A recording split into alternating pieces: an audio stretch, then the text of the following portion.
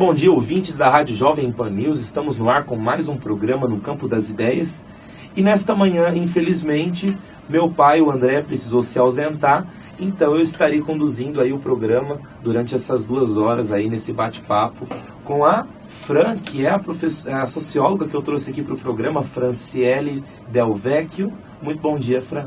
Bom dia a todos e a todas que acompanham. É um prazer poder passar essa manhã com você e debater assuntos tão contemporâneos e importantes para a nossa realidade. E dentro de instantes estaremos iniciando a conversa com ela depois do break e voltamos já já. Estamos apresentando No Campo das Ideias, com André Maria e participação de André Felipe. Oferecimento Unimed Jaboticabal, René Collor, JR Refrigeração, Serwork, Autoposto Portal da Nova, US Câmbio Exchange, DD Tinseto, Iberaldo Costa Contabilidade Empresarial.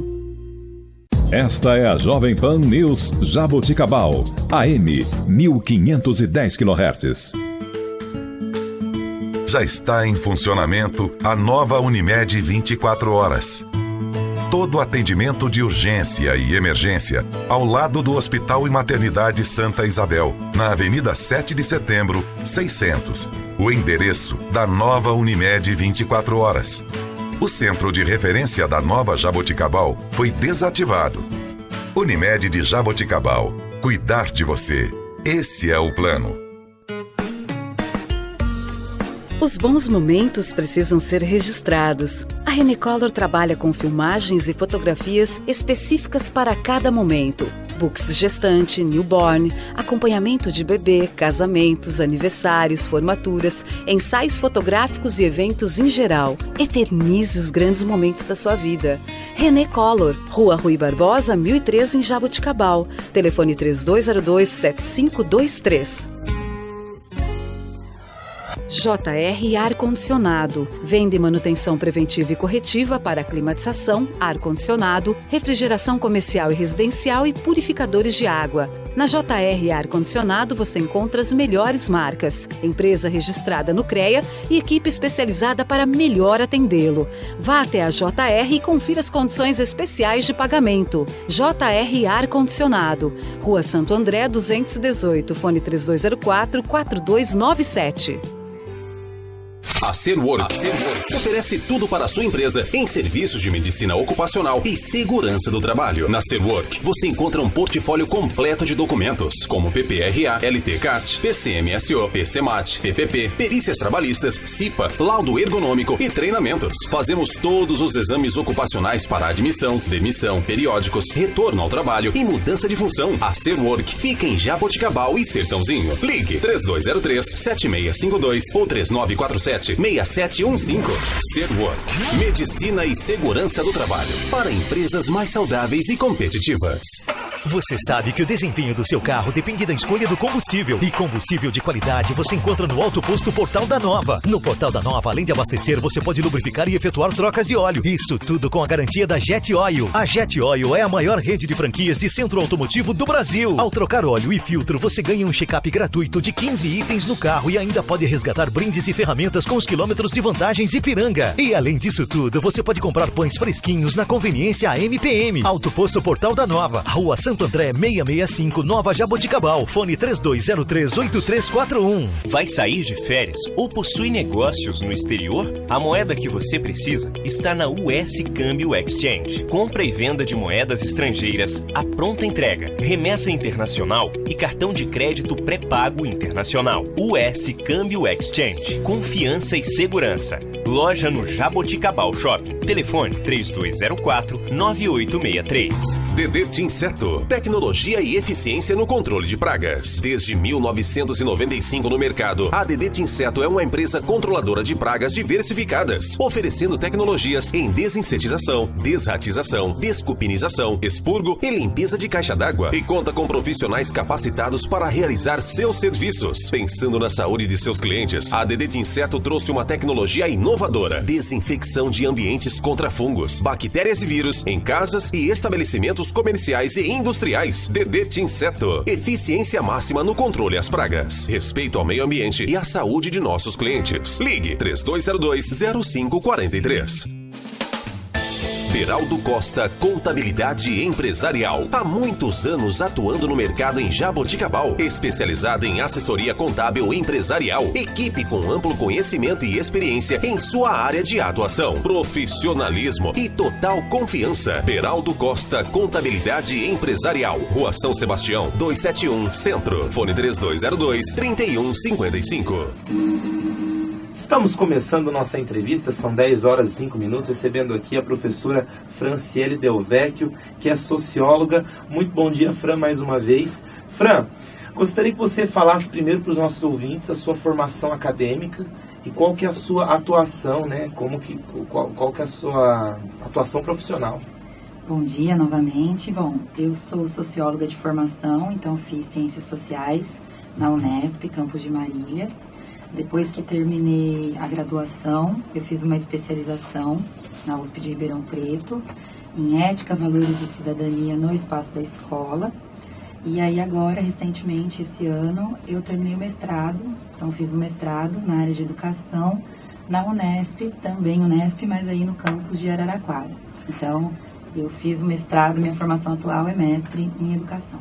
Então, e essa especialização que você fez em Ética e Cidadania, né? Como é que chama? Ética, Valores e Cidadania na escola. Ética, Valores e Cidadania na escola. O que trabalha essa área? Só para os nossos ouvintes entenderem. Entendi.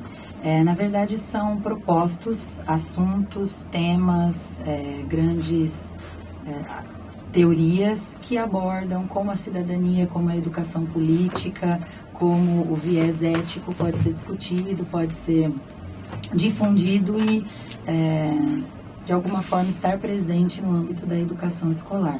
E falta isso, né, Fran? Falta muito. Falta bastante. Na verdade, caminhamos para que cada vez mais isso seja posto, seja refletido e feito dentro do espaço da escola. Você não sente, Fran, que a ausência da cidadania, a falta da construção da consciência cidadã também não está presente no ensino privado? Bom, eu penso que a ausência da cidadania é um tema muito forte. Na verdade, acho que falta a ausência do ensino, né, da cidadania. Isso. Eu acho que falta uma educação política, de modo geral, em âmbito educacional brasileiro. Então, não restrito a ensino público ou a ensino privado, a educação política é algo que nós ainda estamos caminhando para obter e caminhando de uma maneira bem vagarosa, né? Quando os assuntos políticos que estão em pauta, por exemplo, são amplamente debatidos e difundidos nas redes sociais, é possível observar que, embora muitas pessoas tenham o que dizer ou propaguem informações, essas informações, na maioria das vezes, não são informações que tenham sido refletidas. Então, a pausa para reflexão e para consciência daquilo que se está vendo, lendo, observando, ela está em falta um pouquinho. Porque o que eu queria dizer é o seguinte, eu sinto que as pessoas estigmatizam muito, os alunos que vêm das escolas públicas, até porque nós estamos ainda, né, engatinhando na questão educacional no país, ainda mais nos tempos que estamos passando agora, né? E eu percebo que tem muitas pessoas, porque costumam dizer assim, fulano teve uma boa educação, ciclano teve uma boa educação, porque simplesmente porque a pessoa teve um ensino privado, estudou em colégios tradicionais, enfim. Mas eu vejo que a maioria ainda das pessoas que estudaram em colégios tradicionais, que tiveram até inclusive uma boa formação superior, são pessoas ainda que não têm aquela consciência de sociedade, aquela consciência de viver e conviver e viver em comunidade. Eu, por exemplo, fico estarrecido quando eu vejo gente que teve uma boa instrução acadêmica, uma instrução escolar, com discurso de ódio, por exemplo, com discursos racistas. Ou seja, se aquela pessoa que não teve estudo, que não teve oportunidade, propagar isso, a gente até perdoa pela falta de oportunidade, pelo não conhecimento que aquela pessoa tem sobre o assunto. Mas eu vejo que às vezes tem muita gente que teve uma instrução razoavelmente boa, mas que não coloca isso em prática no dia a dia. Certo. Acho que tem algumas questões que são interessantes de pontuar. A primeira delas é que há uma diferença profunda entre formação, no sentido de instrumentalização do conhecimento, no sentido de ter acesso a conteúdos, a teorias, e há uma diferença entre ter consciência, empatia, vivência social, um olhar mais próximo do outro, reconhecer-se no outro. Acho que ter uma instrução ou ter um arcabouço de conteúdos que a instrução da educação enquanto formação nos fornece, não necessariamente desperta esses valores éticos, esses valores sociais. Então, o fato de ter acesso ao conhecimento não necessariamente significa que eu terei um comportamento diferente porque eu tive mais anos de acesso ao conhecimento. Porque como é a forma que nós lidamos com o conhecimento na contemporaneidade? Acho que é essa a grande pergunta. O conhecimento está muito fragmentado. Muitas vezes há ausência de sentido naquilo que a gente aprende. Você aprende um conteúdo por ele mesmo, esvaziado de sentido, para que ele seja aplicado em alguma coisa que tem que ser útil. Então, é exatamente isso que é o que eu estou querendo dizer. Ou seja, nós temos a ilusão de que quem tem mais formação, quem estudou numa escola mais conceituada, obviamente tem mais educação, vamos colocar assim entre aspas. Só que o que eu vejo, a minha opinião pessoal, é que falta muito a consciência cidadã e esse ensino da consciência cidadã dentro das escolas, tanto as particulares quanto as públicas. Porque o que acontece? A gente eu percebo, que as escolas privadas, nessa corrida do vestibular, o nosso sistema educacional está muito mais focado em ganhar diplomas do que formar cidadão. A minha ideia sobre educação é você, claro, ensinar o técnico, ou seja, as disciplinas, a matemática, a biologia, a história, a geografia, só que também você instruir os seus alunos a terem uma consciência cidadã. E eu acho que é isso, você vai me corrigir se eu estiver errado, mas eu acho que é isso que trata a sua especialização, ou seja, você colocar o seu aluno, inserir ele numa consciência política, fazê-lo sentir parte da sociedade e fazê-lo ter consciência de que ele pode sim mudar a sociedade onde ele vive, que começa dele. Certo. É importante lembrar que, e aí também eu exponho a minha visão, a minha opinião pessoal, eu acredito que a escola deve ser um espaço de formação integral, não apenas um espaço de transmissão de conteúdos. Essa formação integral significa socializar com esses estudantes todo o conhecimento histórico e culturalmente acumulado na sua integralidade. Então, eu forneço para ele a ferramenta instrucional, no sentido de essa é a fórmula que você tem que usar, ou esse foi o período histórico em que determinado fenômeno aconteceu, mas eu associo esses conceitos ao seu cotidiano. Essa é a visão de escola que eu tenho, que eu defendo, pela qual eu luto. Eu acredito que essa formação integral, ela não desassocia dos conteúdos que nós aprendemos, os valores éticos, o posicionamento diante do mundo, que nós também temos que ter. Quando a escola privilegia essa formação mais tecnicista, essa formação mais utilitária, ela desvaloriza o aspecto humano. Então, existem alguns autores da contemporaneidade, por exemplo, que dizem que a escola, à medida que ela se massifica ou que ela só se preocupa com conteúdos, ela se desumaniza na mesma proporção. Então, é interessante quando você coloca, eu tenho pessoas altamente instruídas, porém desumanizadas. E como isso é possível? É possível sim, porque à medida que o conteúdo é só utilitário, a humanização fica perdida no meio dessa velocidade ou dessa liquidez, como Bauman chama a nossa sociedade contemporânea. É tudo rápido, tudo volátil, eu não tenho muito tempo de atribuir sentido àquilo que eu vejo, àquilo que eu sinto. Entendi. Muito interessante, acho que deu para esclarecer um pouquinho sobre essa especialização, que inclusive eu achei muito interessante mesmo, eu desconhecia que existia. E sua atuação profissional atualmente? Bom, atualmente eu sou professora, como você já disse, trabalho em 3 segmentos diferentes, então trabalho com a educação no ensino fundamental, do 6º ao 9º ano, trabalho com o ensino médio, então 1º ao 3º do ensino médio, e com cursinhos pré-vestibulares. Então, a turma ou a faixa etária com a qual eu trabalho vai em torno aí dos 10, 11 anos, até para mais de 20, para o pessoal que faz cursinho, enfim, que está tentando entrar na universidade. E atuo nas escolas do segmento hoje particular. Entendi. Então, você como uma professora, Fran, questão até bastante polêmica, como você enxerga a maneira com que o Estado trata os professores atualmente? Eu enxergo um empobrecimento, um desprestígio e uma desvalorização por parte do Estado da profissão docente.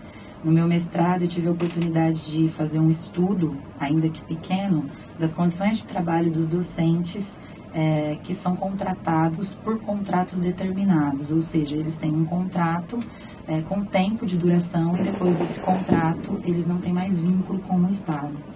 Eu pude estudá-los no meu mestrado e perceber o quanto, mesmo dentro da própria classe docente, se assim podemos chamá-la, há diferenciações entre o professor que tem um pouquinho mais de direitos, o professor que tem menos direitos, e como um acaba não se reconhecendo no outro, não reconhecendo que a demanda é única, porque todos são profissionais da área da educação, todos são professores. Eu acho que o Estado, de forma geral, pouco reconhece, desvaloriza e remunera mal. Então, hoje a visão que o Estado tem sobre o professor é uma visão de desprestígio. Eu sei que é uma pergunta um pouco tendenciosa, mas na sua visão, enquanto estudiosa, enquanto especialista na área de educação, quanto você acha que deveria ser a remuneração dos professores? Porque entra muito esse debate, né, a luta por direitos, que realmente eu tenho na família muitos professores e eu vejo o quanto que sofre no final do mês para poder ter uma vida digna, uma vida básica. Então, quanto que assim você acha que deveria ser digno de um professor para ganhar? Tá. Com relação a valores, fechar um valor específico eu acho muito difícil. Mas eu penso em jornada. Por exemplo, hoje, a forma de remuneração de um professor, ela é muito variada, muito heterogênea.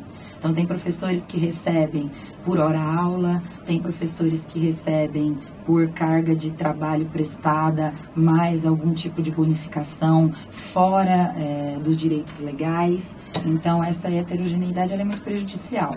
Eu imagino que, para que um trabalho seja feito com qualidade e para que haja o reconhecimento desse profissional, os professores deveriam ter uma reformulação na sua jornada. Em que sentido? E aí uma opinião muito pessoal.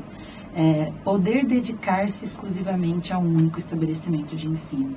Né? Reconhecer-se naquela escola, ter tempo para preparar as aulas, dar as aulas, refletir sobre as aulas, ter espaço coletivo de troca com outros colegas. Então, eu tenho professores que eu entrevistei, professores com os quais eu trabalho, que se dividem em carga tripla de jornada. Trabalham de manhã, à tarde e à noite, e aí a gente pergunta, mas quando é que você prepara a aula? No final de semana. No final de semana eu preparo a minha aula. Isso eu também acho um absurdo. Eu nunca manifestei essa opinião porque eu achava que eu era um dos únicos que pensava. Mas eu sempre achei absurdo quando eu ouvia dizer assim, hoje vai ter atribuição de aula. E aí o professor pega na escola tal. Mas eu falei assim, mas espera aí, troca de aula como se troca de roupa? Troca de escola como se troca de roupa? Não cria vínculo com os alunos?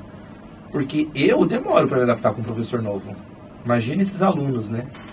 Então, eu fiz a pergunta da questão salarial porque eu, por muitas vezes, eu fico pensando o que seria digno para que a gente criasse, para que a gente voltasse como era o Brasil há alguns anos atrás, a questão da valorização da educação antigamente.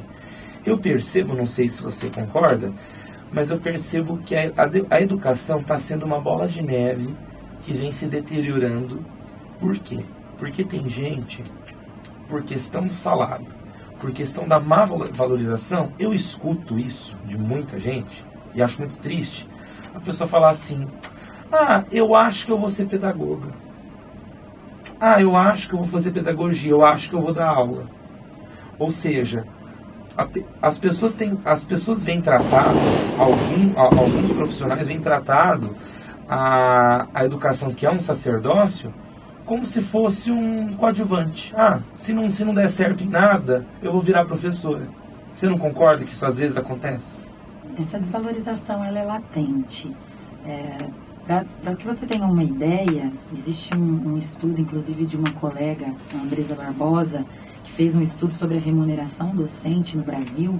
Então, a minha fala aqui é um pouco a fala dela também, se confunde com as minhas leituras que ela faz, que esse desprestígio, essa desvalorização, faz com que o professor perca a identidade profissional. Quantas vezes os professores não se deparam com a pergunta, eu já me deparei com essa, você só dá aula ou você trabalha? Isso não acontece só com a docência, acontece em geral com pessoas ligadas à arte, músicos, artistas circenses, enfim, artes cênicas, mas você só trabalha com isso, você não tem uma profissão segmentada, regulamentada. Então, como eu vinha dizendo a você, o fato de não ter uma jornada específica e esse regime de dedicação, que é o regime de dedicação que existe na universidade pública, por exemplo, o professor ele tem dedicação exclusiva à instituição. Então, ele se torna parte da instituição e a instituição dele. Há essa contrapartida. E assim, a remuneração seria maior também, porque você não seria remunerado por horas aula, mas você teria uma remuneração integral, que seria calculada com base a poder sanar os seus gastos de maneira a manter você nessa instituição integralmente. Então, essa desvalorização, ela acontece sim. A docência vem muitas vezes como uma válvula de escape. A educação infantil, de extrema importância, a base de todo o processo educacional, enquanto os cursos de pedagogia estão sucateados e desvalorizados, é algo também a se discutir, a se pensar, pouco fala-se sobre isso. Então, é importante ter esse canal de abertura, de discussão. Se tiverem pedagogos e pedagogas ouvindo e que quiserem se colocar, é até importante, porque o curso de pedagogia tem sofrido muito com essa desvalorização no geral da docência. Entendi. Nós vamos precisar chamar um rápido intervalo e depois eu gostaria que você opinasse sobre a valorização da parte dos alunos, se você sente que os alunos valorizam a atuação do professor. Até já.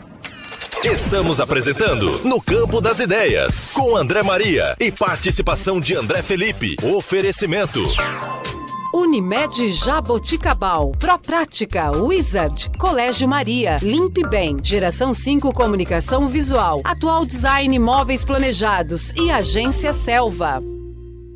Esta é a Jovem Pan News Jaboticabal, AM 1510 kHz. Já está em funcionamento a nova Unimed 24 horas. Todo atendimento de urgência e emergência ao lado do Hospital e Maternidade Santa Isabel, na Avenida 7 de Setembro, 600. O endereço da nova Unimed 24 horas. O centro de referência da nova Jaboticabal foi desativado. Unimed de Jaboticabal. Cuidar de você. Esse é o plano. Proprática Serviços. Empresa especializada em terceirização de serviços residenciais e empresariais, portaria, doméstica, limpeza e conservação, motorista particular, jardinagem, serviços de apoio, serviço temporário, profissionais especializados, garantindo qualidade e resultado. Proprática, buscando excelência em prestação de serviços. Rua Carlos Berchieri, 400, Jaboticabal. Telefone 3203-7979. Hello, my name is Pedro. Eu tô aprendendo cada vez mais inglês com a Wizard. O Pedro e milhares de brasileiros e brasileirinhos estão aprendendo a falar inglês. Agora é a sua vez. Wizard, por uma nação bilíngue. Matrículas abertas na Wizard de Jaboticabal. Cursos de inglês, espanhol, francês, italiano, japonês, chinês e português para estrangeiros. Professores aprovados pelo TOEIC. Wizard, por uma nação bilíngue. Na Rui Barbosa, 134. Telefone 3202-4772. O Colégio Maria de Jaboticabal tem seu sistema de ensino baseado na qualidade, na troca de experiências e na interação social de seus alunos, visando sempre a educação para a vida toda. No Colégio Maria, as crianças aprendem teoria e prática com uma metodologia que estimula a criatividade e a reflexão desde o início da formação. Oferece uma educação completa, apoiada por material didático de qualidade. O futuro do seu filho começa a ser construído desde o início da educação escolar. Invista no melhor. melhor. Colégio Maria, referência em educação de qualidade. Telefone 3202-3643. Há anos no mercado, a Limpe Bem destaca-se pela qualidade de seus produtos e especialização de seus profissionais de limpeza. Oferece diversos equipamentos, produtos de limpeza e descartáveis, garantindo assim o melhor resultado com a aplicação correta. Outro diferencial da Limpe Bem é a terceirização de serviços de limpeza empresarial, residencial e pós-obra. Tudo para facilitar o seu dia a dia. Limpe Bem Multicoisas, tudo em um só lugar. Rua Rui Barbosa, 1472, no centro de Jaboticabal. Fone 3203-6238. Comunicação visual é com a Geração 5.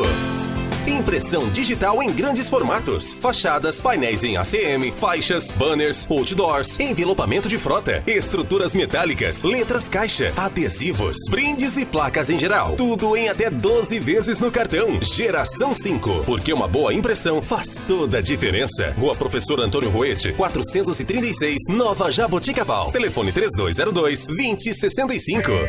Atual Design. Móveis planejados de alto padrão. Matéria-prima de qualidade. Design alinhado às tendências mundiais e perfeição nos mínimos detalhes. Para todos os tipos de ambientes, a equipe da Atual Design tem sempre uma solução e um projeto inovador e personalizado. Salas, cozinhas, banheiros, dormitórios, áreas de serviço, áreas de lazer e também ambientes empresariais. Atual Design Móveis Planejados. Rua Artílio Artoni, 201, em Jaboticabal. Telefone 3204-1122. Comunicação é sobrevivência. O mercado é competitivo. E para se manter firme, é necessário aparecer. Encante o seu cliente. Comunique-se. Agência Selva. Desenvolvimento de sites, conteúdo para redes sociais, materiais promocionais e institucionais, criação de marca, ações e assessoria de marketing. Entre em contato. 3204-1968. agenciaselva.com. Estamos de volta, são 10 horas e 27 minutos, recebendo aqui Franciele Del Vecchio, que é socióloga e professora.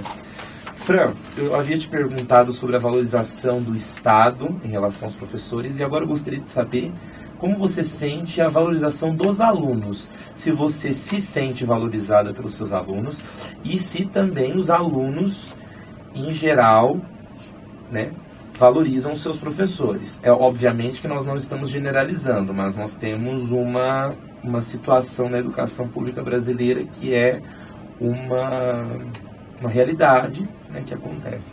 Você se sente valorizada? Sim, então eu vou dividir a minha fala em dois segmentos. Eu tenho uma situação que eu posso dizer privilegiada. Eu me sinto extremamente valorizada, me sinto muito bem vista pelos meus alunos. Até porque não dá para não gostar de você. Obrigada. Então, particularmente, é uma coisa que não me atinge. Eu me sinto valorizada e até por isso ainda estou na educação, até por isso luto por ela e tenho a educação como a minha bandeira de vida. Por outro lado, se você se dedica a leituras que façam uma análise um pouco mais abrangente, um pouco mais pormenorizada, a gente pode observar que o Brasil, o estudante brasileiro, ele passa por uma crise de sentido e significado da escola. A instituição escolar, diante de todos os processos pelos quais ela vem passando, faz com que o aluno ele se sinta imerso em uma situação que ele não consegue atribuir muito sentido. Então, muitas vezes ele não entende muito bem aquilo que ele está aprendendo, por que ele está aprendendo aquilo, ele não entende muito bem qual é a relação que o docente estabelece, tanto com o conhecimento como com ele. E aí essa ausência de sentido e significado, fora a intensa rotatividade de professores na escola pública, por exemplo, faz com que o aluno não consiga se identificar no sujeito professor. Então, muitas vezes, ele não valoriza, ele nem entende qual é de fato a importância do professor para a sua vida. E aí acabam acontecendo esses casos de extrema indisciplina, de agressão, mas que são maiores do que o fato em si e que refletem essa crise de sentido e significado que é mais ampla. Então, eu me sinto valorizada. Eu acho que os meus alunos têm o privilégio de ter alunos que me valorizam, mas eu sei que não é uma constante. entende? Relatos de agressão grave, né, contra professores, e também o oposto, né? Agressões também de professores contra alunos, que também não pode ocorrer.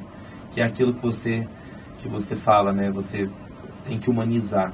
Como é que você vai humanizar se você trata com grosseria? Ou seja, o aluno já está acostumado dentro de casa com a grosseria, com a violência, alguns. E aí chega na escola também, é obrigado a lidar com a violência dentro da escola.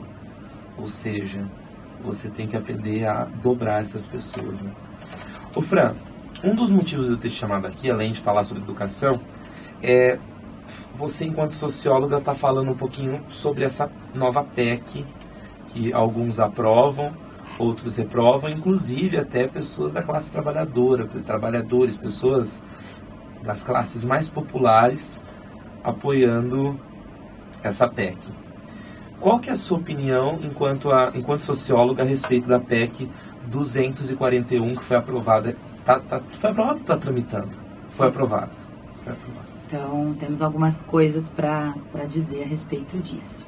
Primeiro que agora ela já não é mais PEC 241, é PEC 55, porque ela foi aprovada com 366 votos na Câmara dos Deputados em primeiro turno e já foi para outra casa. Então, quando ela sai da Câmara e vai para o Senado, ela ganha outro nome. Então, agora é PEC 55, porque já está no Senado Federal. Mas está tramitando, ainda não foi efetivamente aprovada. Na Câmara dos Deputados, sim. Não, agora foi para o Senado. Essa PEC, então, primeiro acho que é importante elucidar algumas questões. É um projeto de emenda à Constituição, daí a sigla PEC, e enquanto um projeto de emenda à Constituição, ele visa instituir um novo regime de gastos, um teto para alguns, congelamento para outros, pelos próximos 20 anos. Então, na verdade, pelos próximos 10, com possibilidade de prorrogar para mais 10, então seriam 20 anos. O que gerou uma situação extremamente divergente e controversa, uma vez que congelar gastos ou inserir um teto de gastos atinge diretamente a população. E de modo geral, porque quando eu tenho uma situação do Brasil de crise, qual é a situação do cenário contemporâneo brasileiro? Acho importante ressaltar que, para elucidar minha fala, eu fiz algumas pesquisas e de instituições que eu considero que sejam instituições confiáveis. Então, eu trago dados do IBGE, trago dados do Banco Central, do Ministério da Fazenda, da própria Câmara e do Senado Federal. Só para que você tenha uma ideia, nós vivemos o maior déficit orçamentário dos últimos 19 anos. Então, há um crescimento de 2 trilhões de déficit calculados em 2015, então calculados nessa transição de ano. Nós vivemos a maior recessão dos últimos 85 anos e existem dados do Ministério da Fazenda que, se a crise se mantiver tal qual está, até 2024 a nossa dívida chegará a 100% do PIB. Se a dívida chegar a 100% do PIB, isso é reflexão de um Estado que quebra. Portanto, que é a quantia da dívida norte-americana, não é? Sim. Portanto, há uma necessidade de reorganização dos gastos, isso é fato, né? Então, há uma necessidade de ajuste fiscal. Só que a pergunta que está por detrás disso, ou por trás disso, a pergunta que, na verdade, norteia essa discordância entre pessoas que são a favor da PEC, pessoas que são contrárias, é a seguinte: o governo pode ou deve gastar mais do que arrecada? E como consequência dessa pergunta, qual é o papel do Estado? Para que o Estado tem que agir de fato? Qual é o fim do Estado? Não as suas ações em âmbitos secundários. Então, essas perguntas, elas norteiam muito a fala. Para aqueles que são favoráveis à PEC, ela seria uma forma de reorganizar, de estabelecer um teto, e com esse teto, com esse limite, tudo aquilo que for extra é utilizado para pagar a dívida. Então, nós teríamos uma espécie de organização da casa. Porém, para aqueles que são contrários, essa organização atinge 2 setores que são setores fins do Estado, a educação e a saúde. À medida que limita recurso e faz com que esses segmentos possam, daqui para frente, ver, por exemplo, nos próximos anos, um decréscimo do valor que é investido a esses segmentos. Então, a situação é controversa, a situação ela é polêmica, e a minha opinião, enquanto socióloga a respeito disso, é que tudo acontece de maneira muito rápida. Se você para as pessoas na rua e pergunta a elas o que é a PEC, qual é o índice de pessoas que sabe o que é isso? O que é uma PEC? O que é uma PEC, do que ela trata, qual é o conteúdo integral do que está proposto na emenda constitucional. Então, eu acho que falta tempo de discussão, falta uma discussão mais ampla, falta a chamada de especialistas para que eles atinjam a população, para que as pessoas consigam entender de fato quais seriam ou quais serão, caso seja aprovada no Senado, as consequências cotidianas desse teto ou desse congelamento de gastos. Então, do meu ponto de vista, o Estado ele tem que gastar melhor e de forma mais eficiente, mas sem esquecer de quais são as suas atividades fins. E eu li que 40%, 45%, até mais, do nosso PIB, da nossa receita, do nosso orçamento, vai para a dívida, vai para pagamento da dívida pública externa. Não sei se é exatamente assim que funciona. Como que essa questão que muitos dizem, eles querem reduzir nos investimentos em educação e saúde, só que em contrapartida, bilhões de reais são revertidos para bancos e instituições financeiras todos os anos, deixando o país sem dinheiro. É uma situação muito delicada. Para a gente trabalhar um pouquinho com dados que eu acho interessantes e tomando gancho na sua fala, 16,4% do orçamento do Brasil do PIB brasileiro, né, vai para os 45% mais pobres. Isso já derruba algumas teses de que o país gaste grande parte da sua verba, do PIB, para programas sociais ou para os mais pobres. Isso configuram 16,4%. Isso incluindo tudo, Minha Casa Minha Vida... Programas sociais de modo geral. 83,6% do orçamento, de acordo com dados da própria União e do IBGE, são utilizados para, de alguma forma, não sei se beneficiar seria o termo correto, mas, enfim, são utilizados envolvendo os 55% mais ricos. Então, nós temos, por exemplo, hoje, um déficit de 453 bilhões de reais que vem da sonegação de impostos, ou que vem da não taxação de grandes fortunas, ou que vem das benesses dos cargos públicos. Então, há necessidade de ajuste fiscal, há necessidade de enxugar a máquina mesmo. A questão é de que maneira realizar esse ajuste, atingindo a quem? É importante salientar e esclarecer alguns pontos que eu acho que são fundamentais. Não é que vai diminuir ou que irão diminuir os gastos com saúde e educação, mas haverá um teto que deve obedecer à inflação e esse teto não poderá ser ultrapassado. Só poderá ser ultrapassado mediante a consulta à esfera pública e tendo em caixa dinheiro sobrante de outro lugar que possa ser investido nesses casos. É delicado, é complexo, trata com dois bens fundamentais que são a saúde e que a educação, e trata diretamente daquelas pessoas que não têm condições de investir nem na saúde nem na educação privada. Portanto, eu acredito que deveria, pelo menos, existir um maior debate sobre o tema. Eu acho que tudo está acontecendo de uma maneira muito rápida e sem reflexão. E quando a gente age sem refletir, as consequências lá para frente podem ser bem nocivas. Entendi. É uma questão até... E você, enquanto sociólogo, você é contra ou a favor? Eu ainda estou me aprofundando. Eu acho que, para não fugir da resposta, né?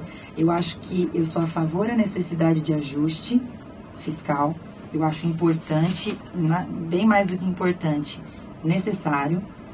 Mas eu acredito que a estratégia econômica para a existência desse ajuste tem que ser saudável. E eu não sei se congelar os gastos por 20 anos é o mais saudável. Até porque você falou das benesses, né? A gente tem uma realidade, mas isso é uma utopia, né? Só que lá a utopia já se tornou realidade, né? Poderia se estender para outros países. Na Suécia, o presidente da República, não sei se é presidente ou se é primeiro-ministro, ele tem direito a um apartamento de 300 metros quadrados. É até grande, só que é menor do que as casas de muitos brasileiros. O presidente da República da Suécia, ele precisa tomar conta da limpeza do seu apartamento, como da lavagem de suas roupas. E os deputados, eles usam banheiros comunitários e apartamentos, acho que de 80 metros quadrados, uma coisa bem, assim, insignificante. Ou seja, aqui no Brasil, até prefeito de cidade de 20 mil habitantes tem motorista. Motorista particular, segurança, não sei quantos assessores. Então, eu acho que é bem isso que você quis dizer, né? É reduzir esse tipo de gasto. Porque, para mim, a conta não fecha. Por exemplo, ontem estava falando sobre a crise que está no Rio de Janeiro.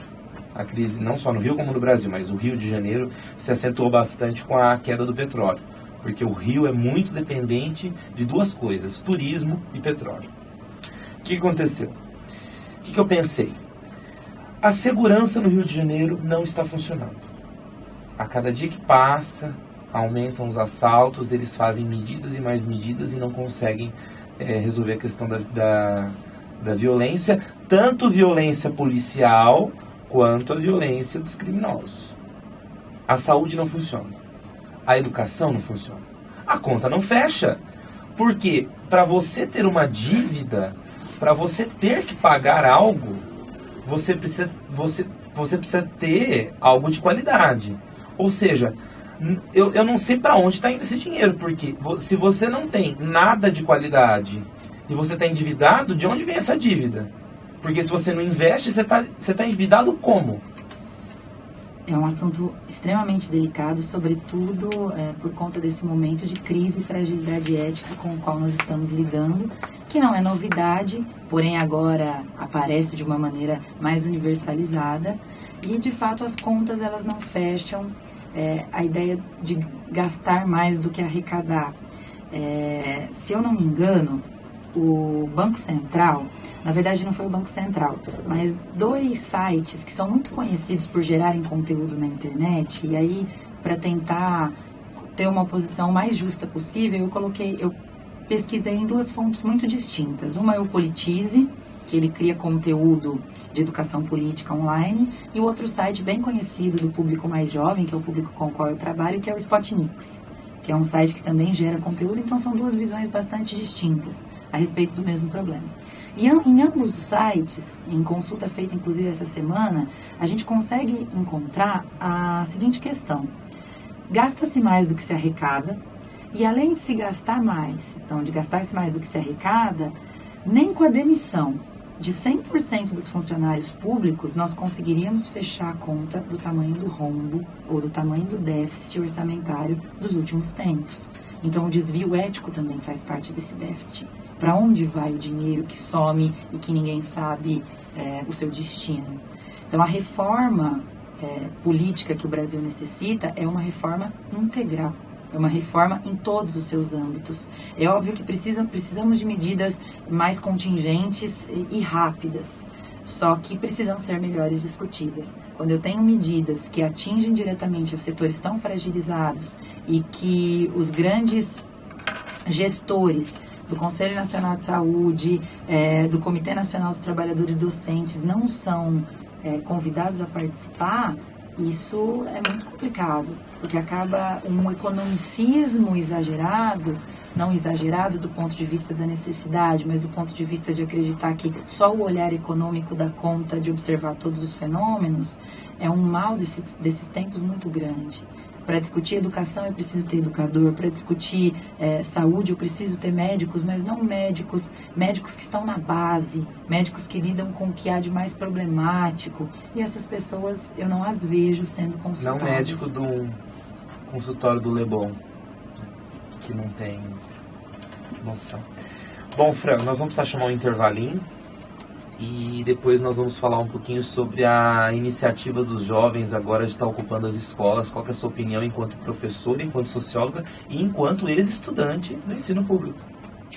Estamos apresentando No Campo das Ideias, com André Maria e participação de André Felipe. Oferecimento Unimed Jaboticabal, René Collor, JR Refrigeração, Serwork, Autoposto Portal da Nova, US Câmbio Exchange, DD Tinseto, Iberaldo Costa Contabilidade Empresarial.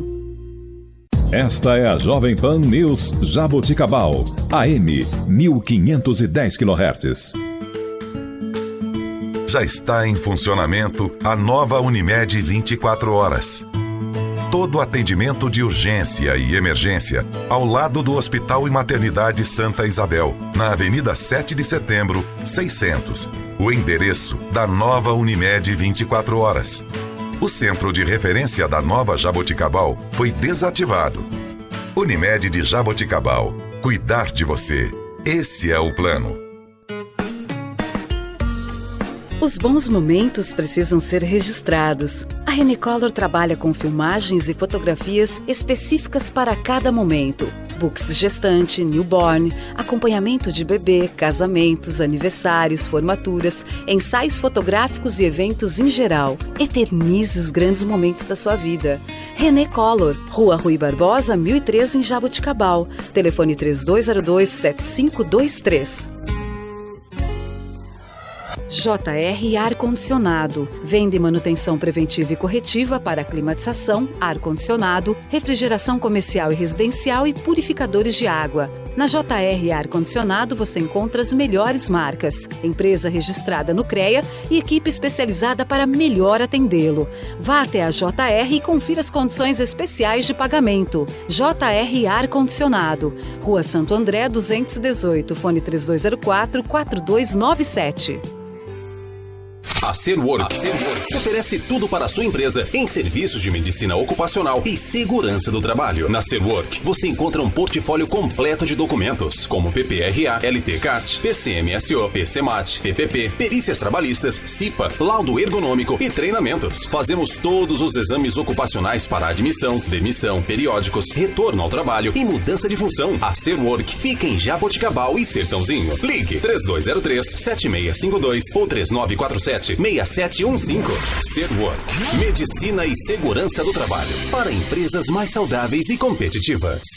Você sabe que o desempenho do seu carro depende da escolha do combustível. E combustível de qualidade você encontra no Autoposto Portal da Nova. No Portal da Nova, além de abastecer, você pode lubrificar e efetuar trocas de óleo. Isso tudo com a garantia da Jet Oil. A Jet Oil é a maior rede de franquias de centro automotivo do Brasil. Ao trocar óleo e filtro, você ganha um check-up gratuito de 15 itens no carro e ainda pode resgatar brindes e ferramentas com os quilômetros de vantagens Ipiranga. E além disso tudo, você pode comprar pães fresquinhos na conveniência AMPM. Autoposto Portal da Nova, Rua Santo André 665, Nova Jaboticabal. Fone 3203-8341. Vai sair de férias ou possui negócios no exterior? A moeda que você precisa está na US Câmbio Exchange. Compra e venda de moedas estrangeiras à pronta entrega, remessa internacional e cartão de crédito pré-pago internacional. US Câmbio Exchange. Confiança e segurança. Loja no Jaboticabal Shopping. Telefone 3204-9863. DD Tinseto. Tecnologia e eficiência no controle de pragas. Desde 1995 no mercado, a DD Tinseto é uma empresa controladora de pragas diversificadas, oferecendo tecnologias em desinsetização, desratização, descupinização, expurgo e limpeza de caixa d'água. E conta com profissionais capacitados para realizar seus serviços. Pensando na saúde de seus clientes, a DD Tinseto trouxe uma tecnologia inovadora: desinfecção de ambientes contra fungos, bactérias e vírus em casas e estabelecimentos comerciais e industriais. DD Tinseto. Eficiência máxima no controle às pragas, respeito ao meio ambiente e à saúde de nossos clientes. Ligue 3202-0543.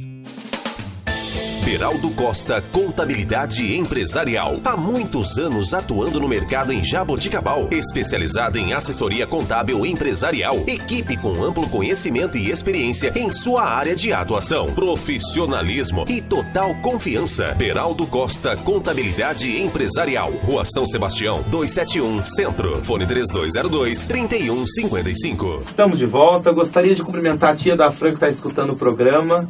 A mãe da Fran também. Desculpa, qual que é o nome delas? Fran, fala aí no microfone. Isilda e Cristina. Pode cumprimentar elas também, beijo, Fran. Minhas lindas. Grande beijo para vocês. Ô Fran, como você avalia, então, eu havia perguntado, essa nova atuação política, esse, vamos dizer assim, ativismo dos alunos que estão ocupando as escolas agora? Qual é a reivindicação deles mesmo? Eu não sei se é pela educação, pelas mudanças que está sendo feita no governo Temer, qual que é? Bom, no primeiro momento é importante ressaltar que são movimentos com características distintas.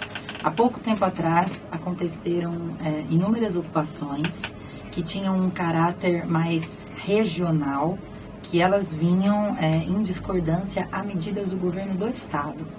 Então, o governo do Estado tem aí pensado a respeito de algumas reformas que teriam incidência bastante negativa na educação pública, e os jovens se organizaram, os jovens se mobilizaram e deram, do meu ponto de vista, uma lição de organização, uma lição de cidadania, à medida que começam a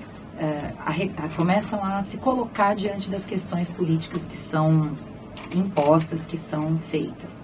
Esse movimento é um segundo movimento que tem e não tem relação com o primeiro, e ele envolve a discordância de inúmeras camadas estudantis, e aí que vale ressaltar que não só os secundaristas na esfera do ensino público médio, mas também os universitários. Nós já temos, ontem eu entrei em contato com alguns dados, acredito que mais de 50 universidades que já estão ocupadas, e a primeira universidade particular, a PUC, também foi ocupada ontem. Então é um movimento que tem ganhado aí uma referência já de caráter nacional. E a discordância desses estudantes, nesse sentido, é com relação ao corte de gastos, no caso, ou ao congelamento, propostos pela PEC 241, agora 55, que está em trâmite, em discussão, em votação. Então, na verdade, os estudantes acreditam que essa limitação terá consequências negativas para a educação, sobretudo a educação pública, que já passa por um momento de ausência de recurso, de fragilidade, de inúmeras posturas que são complicadas, ausência de professores. Então, os jovens estão se mobilizando, estão se organizando e lutando pelas suas pautas que são legítimas. Do meu ponto de vista, o que é importante esclarecer aqui enquanto professora, enquanto estudante, enquanto ex-estudante, até ouvi isso durante essa semana. Ocupação não é algo simplesmente no sentido de tomar o espaço e nada fazer. O ideal da ocupação, tal qual ele é previsto como movimento, acredita, um movimento que não é partidário, um movimento que é de jovens, né, que não carrega uma única bandeira. A ocupação é um momento de conhecimento também. Então, inúmeras escolas, no período em que os estudantes estão na ocupação, eles têm atividade o tempo inteiro.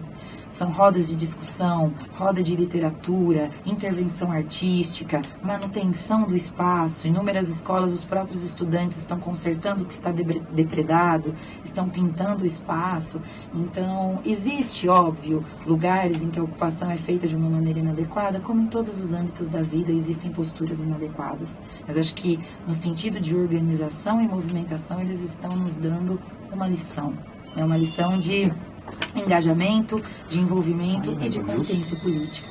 Então, admiro, apoio e acredito que quando é bem intencionado, quando a ocupação tem esse caráter formativo, esses jovens que participam disso têm uma experiência de formação bem diferenciada. Isso eu desconhecia, de que os alunos, né, de que os estudantes, eles estariam fazendo a manutenção, né, das escolas e também fazendo manifestações artísticas. Eu achava que era apenas ocupação mesmo em si. O que foi, Matheus? Seu pai que dá um oi. Ah, sim. Pessoal, o meu pai, que precisou se ausentar hoje, vai dar um oi aqui para nós, vai entrar ao vivo. Pode pôr, Lucas. Bom dia, André Felipe. Lucas não, Matheus. Bom dia, Fran. Bom dia. André Felipe está conduzindo aí com maestria. Eu estava ouvindo um pedacinho.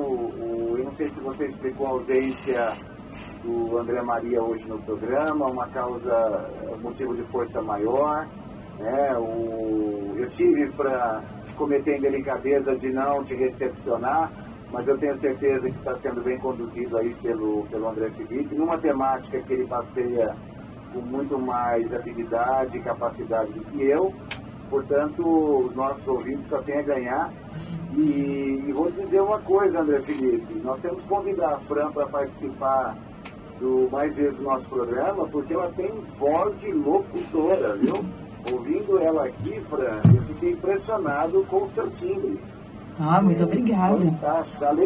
Além das ideias muito bem organizadas e muito bem conduzidas, você tem um timbre de voz bastante diferenciado. Agradeço, fico lisonjeada. Então só foi um bom dia mesmo. Eu estou há 28 horas sem dormir, passei a noite com um familiar acompanhando no hospital, e o André Felipe gentilmente me liberou do programa, mas sábado que vem a gente estará aí novamente no sacerdócio, mas eu estou muito tranquilo porque o André Felipe tem uma competência igual ou maior que a minha para conduzir esse programa com o mesmo profissionalismo e capacidade. Só queria dar um bom dia para vocês, e agora eu preciso dar uma repousada. 28 horas sem dormir, daqui a pouco eu durmo em pé mesmo. Bateu meu recorde dessa semana. Oi, André Felipe. Bateu meu recorde dessa semana. Por quê? Porque eu dormi, essa semana eu fiquei 24 sem dormir. 24 horas. Só tem uma diferença, né? Você tem 20 anos, eu já sou idoso, eu já tenho 44 anos. Então você, por favor, vá repousar, porque eu já achei que você já estava repousando.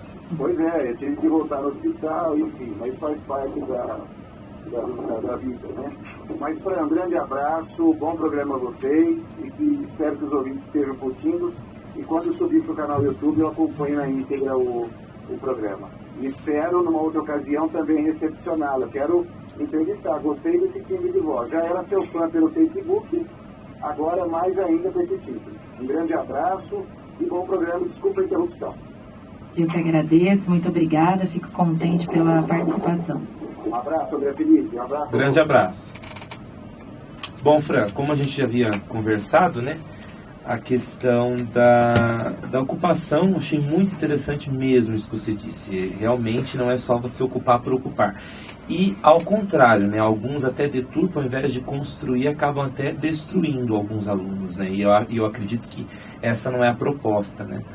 Como nas manifestações, né, inclusive nas manifestações de 2013, também 2014, inclusive nós estamos tendo um número de manifestações políticas, protestos, muito maior do que a gente via há anos atrás, né? E os próprios manifestantes e militantes não admitem que as pessoas façam quebradeira, pratiquem vandalismo, porque eles consideram que isso estigmatiza o movimento. E é exatamente os secundaristas que chamam, né? Acredito que é isso que a proposta dos secundaristas. E essa efervescência política que nós estamos passando no país, você sente que são outros tempos? Você sente que, assim, é aquela pontinha de luz no fim do túnel que nós temos? Eu sofro do mal dos esperançosos, né? Então, eu sempre acredito que a pontinha de luz está lá. Você também não é a única, viu, Fran? E sempre estará lá.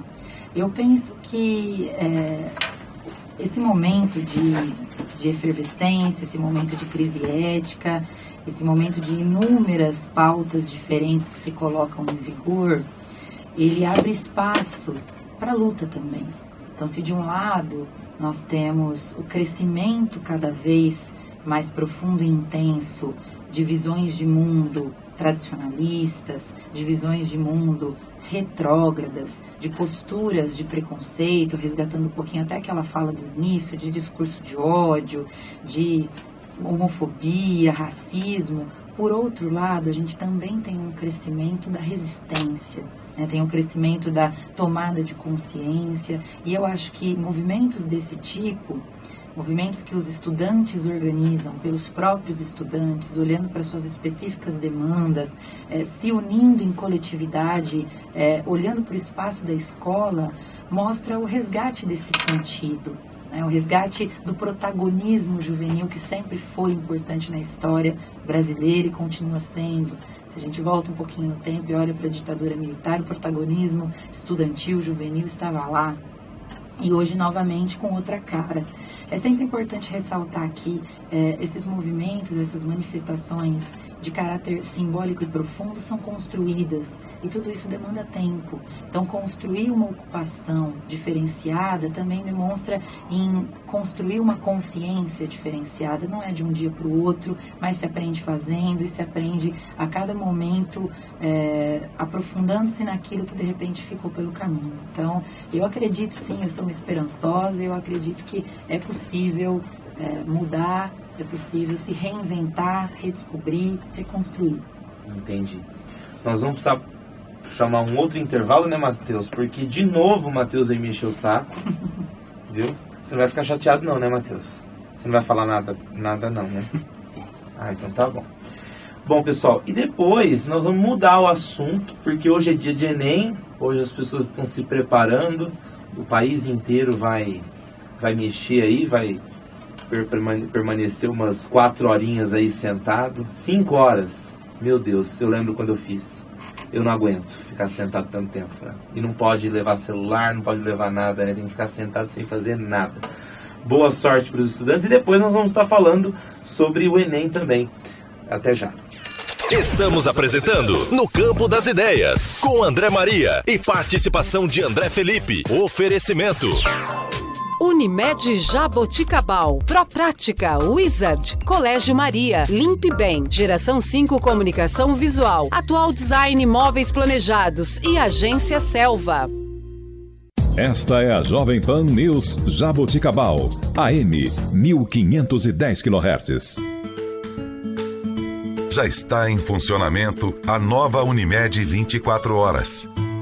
Todo atendimento de urgência e emergência ao lado do Hospital e Maternidade Santa Isabel, na Avenida 7 de Setembro, 600. O endereço da nova Unimed 24 horas.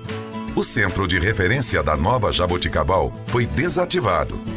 Unimed de Jaboticabal. Cuidar de você. Esse é o plano. Proprática Serviços. Empresa especializada em terceirização de serviços residenciais e empresariais, portaria, doméstica, limpeza e conservação, motorista particular, jardinagem, serviços de apoio, serviço temporário, profissionais especializados, garantindo qualidade e resultado. Proprática, buscando excelência em prestação de serviços. Rua Carlos Berchieri, 400, Jaboticabal. Telefone 3203-7979. Hello, my name is Pedro. Eu tô aprendendo cada vez mais inglês com a Wizard. O Pedro e milhares de brasileiros e brasileirinhos estão aprendendo a falar inglês. Agora é a sua vez. Wizard, por uma nação bilíngue. Matrículas abertas na Wizard de Jaboticabal. Cursos de inglês, espanhol, francês, italiano, japonês, chinês e português para estrangeiros. Professores aprovados pelo TOEIC. Wizard, por uma nação bilíngue. Na Rui Barbosa, 134. Telefone 3202-4772. O Colégio Maria de Jaboticabal tem seu sistema de ensino baseado na qualidade, na troca de experiências e na interação social de seus alunos, visando sempre a educação para a vida toda. No Colégio Maria, as crianças aprendem teoria e prática com uma metodologia que estimula a criatividade e a reflexão desde o início da formação. Oferece uma educação completa, apoiada por material didático de qualidade. O futuro do seu filho começa a ser construído desde o início da educação escolar. Invista no melhor. Colégio Maria, referência em educação de qualidade. Telefone 3202-3643.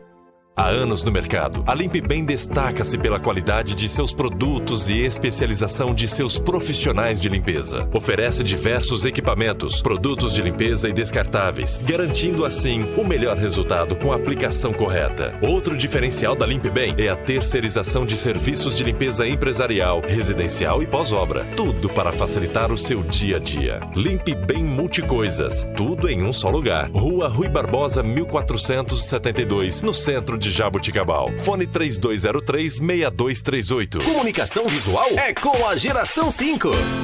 Impressão digital em grandes formatos. Fachadas, painéis em ACM, faixas, banners, outdoors, envelopamento de frota, estruturas metálicas, letras caixa, adesivos, brindes e placas em geral. Tudo em até 12 vezes no cartão. Geração 5. Porque uma boa impressão faz toda a diferença. Rua Professor Antônio Ruete, 436, Nova Jaboticabal. Telefone 3202-2065. Atual Design. Móveis planejados de alto padrão. Matéria-prima de qualidade. Design alinhado às tendências mundiais e perfeição nos mínimos detalhes. Para todos os tipos de ambientes, a equipe da Atual Design tem sempre uma solução e um projeto inovador e personalizado. Salas, cozinhas, banheiros, dormitórios, áreas de serviço, áreas de lazer e também ambientes empresariais. Atual Design Móveis Planejados. Rua Artílio Artoni, 201, em Jaboticabal. Telefone 3204-1122. Comunicação é sobrevivência. O mercado é competitivo.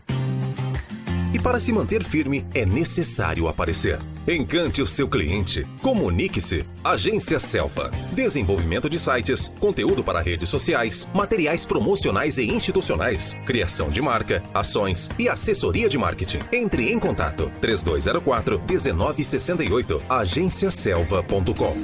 Estamos de volta, são 11 horas e 6 minutos, recebendo aqui Franciele Del Vecchio, que é professora, socióloga e mestre. Bom, Fran, sobre o Enem, você que é professora de cursinho, professora de várias escolas, como que você me fala sobre o Enem em linhas gerais? Bom, o Enem é o Exame Nacional do Ensino Médio, ele foi criado em 1998, mas lá em 98 foi criado como uma ferramenta de análise de desempenho da educação pública. Então, lá em 1998 ainda não era uma forma de ingresso, nem um mecanismo de seleção para o ensino superior. Isso se torna possível a partir de 2009. Então, de 2009 até hoje, além de uma ferramenta de avaliação do ensino médio, o Enem abre as portas para que esses estudantes ingressem no ensino superior através do sistema de seleção unificada, que é o SISU. E até 2009 a adesão também não era tão... A adesão era unicamente de estudantes da educação pública, porque servia como uma maneira de quantificar, de ranquear, de hierarquizar as escolas. O Enem acontece hoje e amanhã, então no Brasil todo, inúmeros estudantes hoje passam por essa prova. É uma prova que contempla as áreas do conhecimento de modo geral, então desde as ciências humanas, suas tecnologias, ciências da natureza e suas tecnologias, matemática, linguagens e códigos, então artes, português, literatura, gramática e as línguas, ou o espanhol e o inglês. Ah, entendi. Você considera, já que houve essa transição em 2009, você considera o Enem um método de aprovação que deu certo?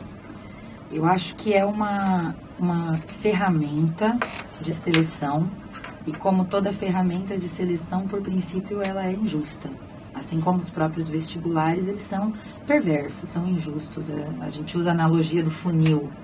A boca é muito grande, mas o final, a saída é muito estreita. Então, inúmeros jovens de inúmeras realidades diferentes são submetidos a uma mesma prova e são, vamos pensar assim, avaliados em termos de eficácia e eficiência entre aqueles que tiveram sucesso e aqueles que não tiveram sucesso.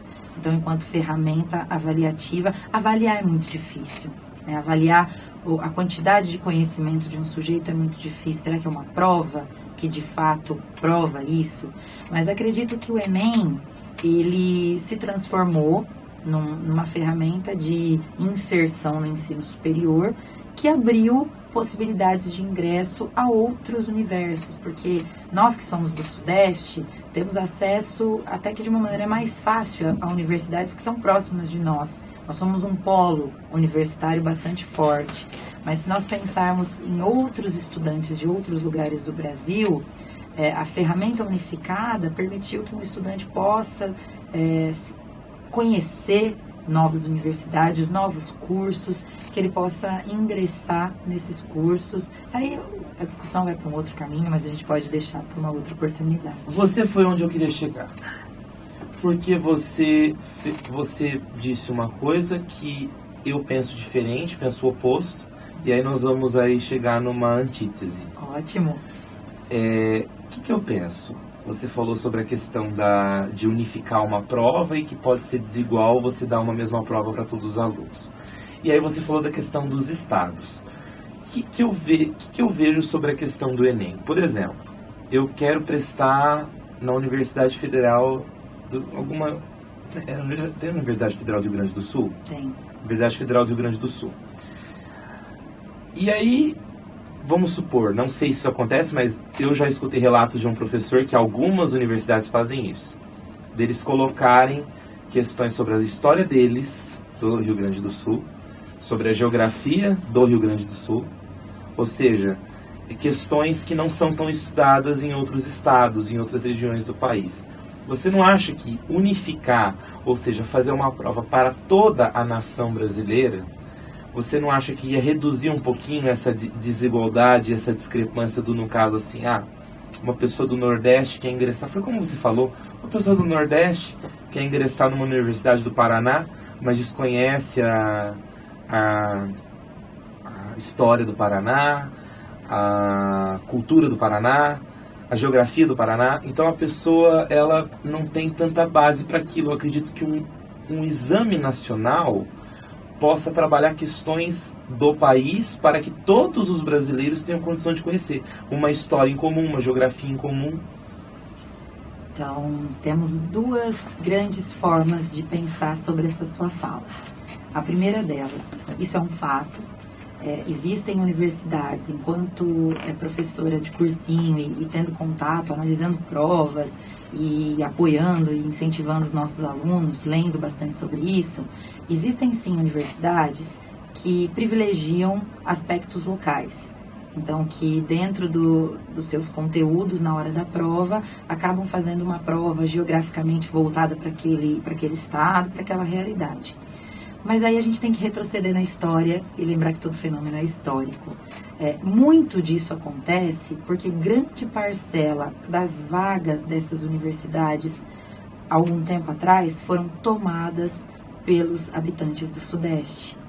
E aí a pergunta que se faz é a seguinte: eu unifico uma prova, mas todas as pessoas de todos os estados têm acesso à educação da mesma forma? Não. Então, olha como é complexo avaliar e como a ferramenta de ingresso para o vestibular precisa ser repensada e remodelada, né? Então, nós temos dois problemas que são muito sérios. O fato de fazer uma geografia, uma história regionalista para tentar barrar a entrada, barrar entre aspas aí, mas tentar de alguma maneira coibir a entrada de jovens que têm acesso a uma educação conteudista mais forte, geralmente vindos do Sudeste, é um problema. Por outro lado, uma prova unificada para uma dimensão e extensão territorial, societária e cultural como é a do Brasil, também é um outro problema. Um país muito grande, né? Um país muito grande, muito vasto, muito múltiplo. Como é que alguém que vive no norte do Acre, será que essa pessoa tem acesso aos mesmos conceitos, aos mesmos conteúdos que alguém que vive na Grande São Paulo, que alguém que mora em Porto Alegre ou que mora no Maranhão? Então, é muito complexo. E é algo que tem que ser pensado, estruturado e discutido de uma forma mais profunda. E não vai muito longe, Fran. Quando eu fui para o Rio de Janeiro, eu tenho uma amiga que mora lá e ela falava assim para mim: André, aqui é extremamente desigual. E eu achava que ela estava exagerando. Na hora que eu cheguei pelo aeroporto do Galeão, o aeroporto internacional. Eu entrei, a gente passou pela a famosa linha vermelha, E é um lugar até um pouquinho, você fica até um pouco tenso, porque passa em cima e ao lado de duas comunidades, né? E aí eu atravessei um túnel de 500 metros. Atravessando o túnel eu estava no Leblon. Eu estava na Lagoa Rodrigo de Freitas, com apartamentos, bom, você já sabe, né? E aí eu falei, meu Deus, eu atravessei um túnel de 500 metros. Eu tava numa região infestada, repleta de moradias precárias, de moradias alternativas, vamos chamar assim. E agora eu simplesmente atravessei um túnel e eu tô num bairro caríssimo, num bairro cujos apartamentos custam milhões de reais. E aí a gente pensa, né, não vai muito longe. Às vezes a gente tem uma discrepância em questão de metros. São Paulo é muito assim, Ribeirão é muito assim. Eu estava em Ribeirão semana passada e eu estava dirigindo e eu me perdi. Eu estava num bairro nobre, prédios maravilhosos, bares, restaurantes. Fran, eu virei a esquina, eu entrei numa favela de Ribeirão. Eu falei, caramba, como que eu saio daqui agora? E aí eu me perdi lá dentro. Então a gente vê essas realidades sociais e culturais presentes numa cidade que não é tão grande. A própria Jaboticabal é assim. Ou seja, achei muito, você foi muito feliz na sua colocação.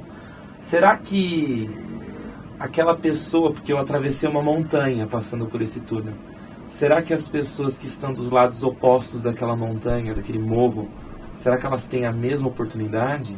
Ou seja, uma diferença de 50 metros de 500 metros de distância, desculpa. E as pessoas têm realidades completamente opostas. Por isso é tão difícil avaliar. Por isso esses instrumentos, quando eles avaliam, eles massificam. E quando eles massificam, eles deixam de levar em conta essas situações. A gente nem precisa ir muito longe. Para usar o mesmo exemplo do Rio de Janeiro, fui recentemente ao Rio e andando de Uber, com um motorista de Uber e conversando com ele. Você vai ao Rio, a primeira coisa que você faz como turista é conhecer os pontos mais conhecidos, né? E aí fui ao Cristo Redentor. E quando no caminho ele disse o seguinte: eu moro no Rio e eu nunca fui ao topo do Cristo, porque é muito caro, para mim não faz sentido ter que pagar esse tanto que os turistas pagam, quando eu podia estar trabalho com mobilidade urbana, então cada minuto que você perde fazendo alguma coisa para o seu próprio lazer é um minuto que você não ganha. E não ganhar na sociedade em que a gente vive significa às vezes não viver, não comprar. Então, qual é a experiência que os sujeitos têm com a cidade? Ela é muito diversa, dependendo daquilo que ele pode ter acesso. Com conhecimento, a mesma coisa. Qual é a experiência que esses jovens, ou que, de modo geral, nós temos com o conhecimento, de acordo com a realidade que nós temos? E aí, massificar e cobrar um desempenho, às vezes, irreal. Vamos pensar em cursos como o curso de medicina, a cobrança de desempenho, de eficácia gera patologias. Quantos estudantes e quantas estudantes patologicamente desguarnecidos de falta de segurança mesmo, passam mal, desenvolvem diversas síndromes porque cobra-se deles a eficácia que o mercado exige de nós. Então é algo que tem que ser pensado, é algo que tem que ser refletido, mas por enquanto é ainda a ferramenta que existe, e é a partir dela que os estudantes, uma delas, além dos vestibulares, né, mas o Enem faz com que o estudante ingresse no ensino superior. Eu já treinei bastante isso porque eu já passei por essa experiência muitas vezes e agora eu estou tomando um pouquinho mais de cautela. Sobre o que você falou do motorista de Uber no Rio. Às vezes eu costumava fazer isso, hoje já não faço mais porque eu reparei que é uma realidade triste, mas é uma realidade. De eu me deparar com uma pessoa que veio da Bahia e eu chegar e comentar com a pessoa: eu adoro Jorge Amado. A pessoa: quem é Jorge Amado? A pessoa é da Bahia. Jorge Amado é o maior, vamos dizer assim, divulgador, existe essa palavra? Não sei. Da cultura da Bahia, a pessoa que mais valoriza, que mais torna a cultura da Bahia conhecida no Brasil e no mundo, porque é o autor brasileiro mais traduzido, e a pessoa de lá me conhece. Ou seja, é muito triste isso. É uma riqueza deles, é uma riqueza do estado deles, e eles desconhecem essa cultura. Ou, por exemplo, chega uma pessoa do Maranhão, eu acho lindo Lençóis Maranhenses, eu acho lindo a capital, não sei o que tem. A pessoa, não, mas eu nunca fui, eu não conheço, eu nunca fui para lá, não tenho condições, tal. Então é muito triste, assim, eu tenho mais acesso à cultura daquela pessoa do que ela realmente que mora naquele estado. Sim, e isso permeia as relações de modo geral no mundo em que a gente vive. Quer dizer, qual é a experiência e qual a relação que as pessoas têm com aquilo que é, inclusive, do seu lugar. A gente nem precisa ir tão longe, na própria cidade. Quem de fato tem uma experiência com tudo aquilo que a cidade possa proporcionar, ainda que a cidade seja pequena. Então, isso demonstra o quão frágil as nossas relações sociais, educacionais, humanas estão nesse momento. Quer dizer, quem delimita aquilo que é importante de se saber? Sim, existem pessoas aqui, né, esse papo tem muito a ver com a sociologia, né, tem pessoas em Jaboticabal que nunca foram no shopping daqui. Não é difícil. Ou seja, você, dentro de uma realidade de classe média, você pode pensar assim, nossa, mas como, né? Uma cidade pequena, shopping aqui, né? Mas às vezes a pessoa também, até pelo próprio constrangimento de poder entrar, do que adianta você entrar num lugar sendo que você não vai poder consumir? Isso mudou um pouquinho nos últimos anos, né? Você acha que mudou? A desigualdade deu uma diminuída? As pessoas passaram a ter um pouquinho mais de acesso ao consumo? Eu acho que o acesso ao consumo não necessariamente diminui desigualdade, mas eu acredito que de uma década para cá na sociedade brasileira, isso não sou eu quem estou dizendo, são os dados que nos guarnecem, né, que fomentam essa discussão.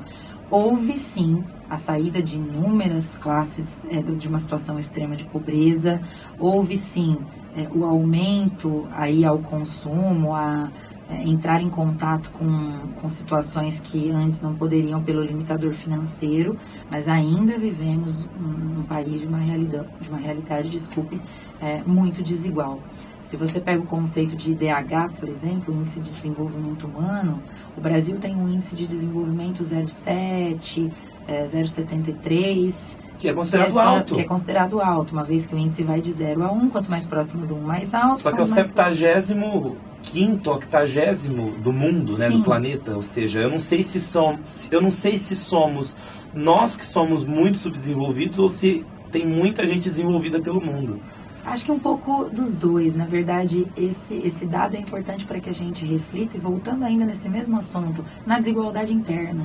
Eu tenho um país com 0,7 de IDH, mas se eu fragmento esse DH por regiões ou por estados, eu tenho um estado do Rio Grande do Sul com IDH 0,89 e eu tenho o estado do Acre com IDH 0,3, 0,4. Então, nós somos um país de discrepância e desigualdade interna muito acentuada. Você conhece hoje, Fran, com base de dados, qual é o estado brasileiro que tem assim as piores condições, que é considerado assim o pior estado em termos de qualidade de vida, de serviços públicos? Eu acho que tem alguns estados que são problemáticos.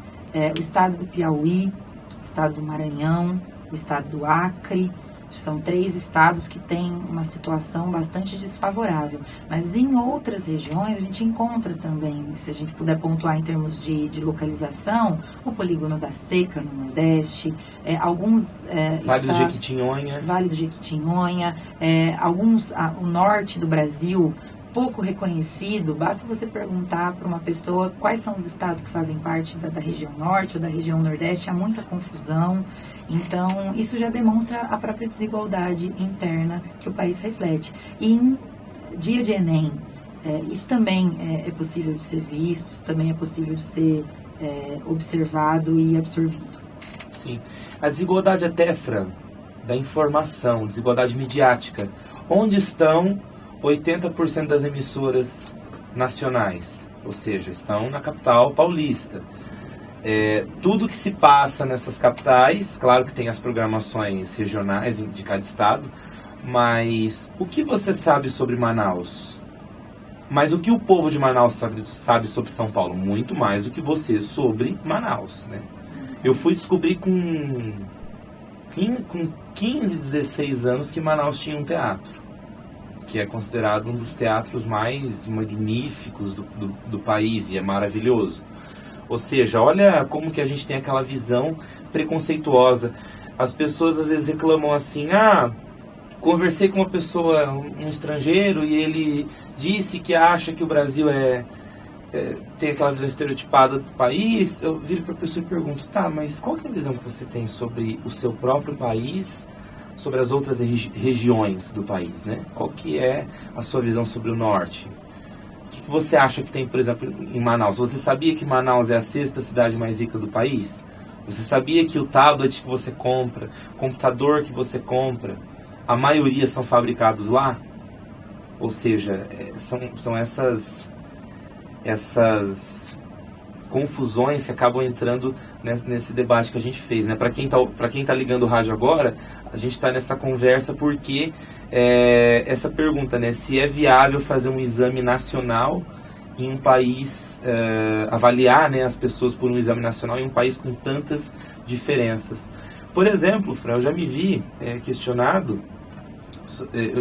Eu já me vi questionando, por exemplo, quando a pessoa fala assim, as estradas do Brasil são precárias. Eu nunca saí, eu nunca andei de carro fora do estado de São Paulo. Quando eu fui para o Rio, fui de avião. Quando eu fui para o Paraná, eu fui de avião. Ou seja, eu falava, mas como as estradas do Brasil são ruins? As estradas do Brasil são ótimas. A pessoa, você já andou de carro fora do seu estado? Você já foi para a Bahia? Você já foi para o Maranhão? Você já foi para até Minas Gerais de carro? Nunca fui. Então você está pautando, você não pode balizar a sua noção de país dentro do estado que você mora e da região que você mora. Porque pouca gente conhece, mas o estado de São Paulo também tem regiões muito pobres e muito precárias. Sim. Na verdade, isso engloba a questão que é muito mais ampla do que a ideia de balizar, de nortear a sua compreensão de mundo a partir apenas das experiências que você tem, que você estabelece com o meio, com o conhecimento, com os outros sujeitos. Isso gera os equívocos. Isso gera o estigma, isso gera o estereótipo, isso gera a visão preconcebida, ou, para usar um termo da sociologia, o etnocentrismo. É a ideia de olhar para o outro, julgar a situação do outro, tomando como base sempre a sua. Os próprios povos indígenas. Sim. Eu vejo muitas pessoas chamando os povos indígenas de vagabundos, ou desculpem a palavra, mas tem gente que chama dessa forma. Eu viro para a pessoa e falo assim, por que eles são vagabundos? Eu costumo questionar. Porque eles não trabalham, eles ficam o dia inteiro lá, tomam banho de rio, eles dependem do governo e tal. Eu falo assim, será que você não tá deixando de analisar uma outra perspectiva de vida e um outro estilo de vida? Você trabalha, você ganha dinheiro e você quer cada vez ter mais dinheiro para consumir cada vez mais. Os povos indígenas, em sua maioria, eles trabalham para sua subsistência. Então, a partir do momento que eles conseguem a caça, que eles conseguem a pesca, que eles têm o alimento que eles precisam para sobreviver, eles voltam para suas tribos, né? Continuam seus rituais, suas manifestações culturais, diferente da sua vida urbanizada capitalista. Ou seja, essa dificuldade das pessoas analisar outras perspectivas de mundo, né? Outros estilos de vida. Daí a importância de desconstruir e de trabalhar esse processo aos poucos, devagar, que é contínuo, mas que precisa permanecer. Da ideia de desconstruir um pouco o julgamento do outro, usando para julgar a sua lógica e não a lógica do outro.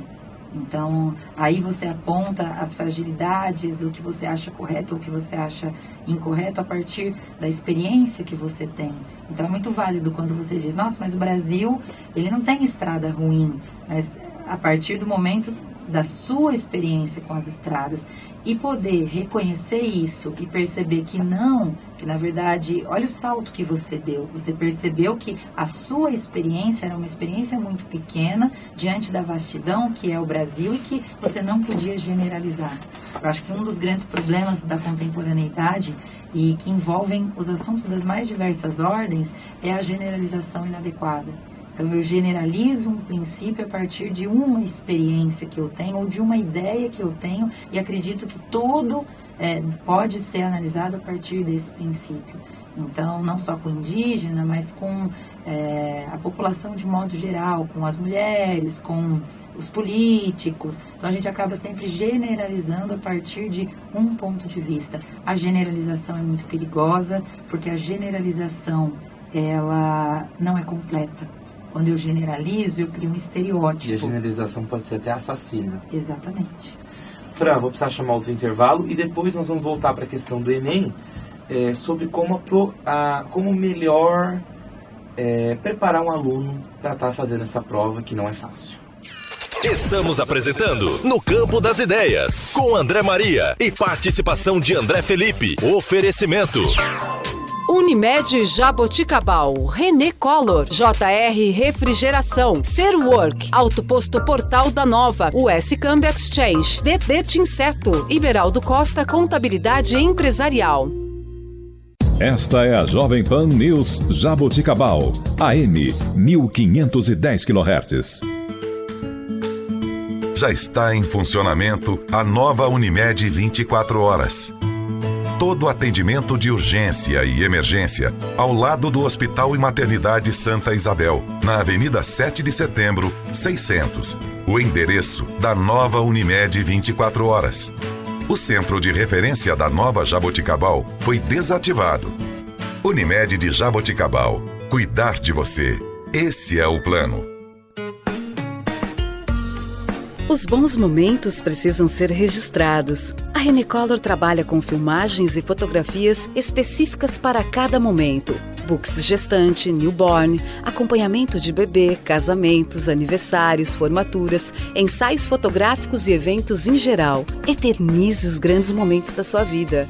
René Collor, Rua Rui Barbosa, 1013 em Jaboticabal. Telefone 3202-7523.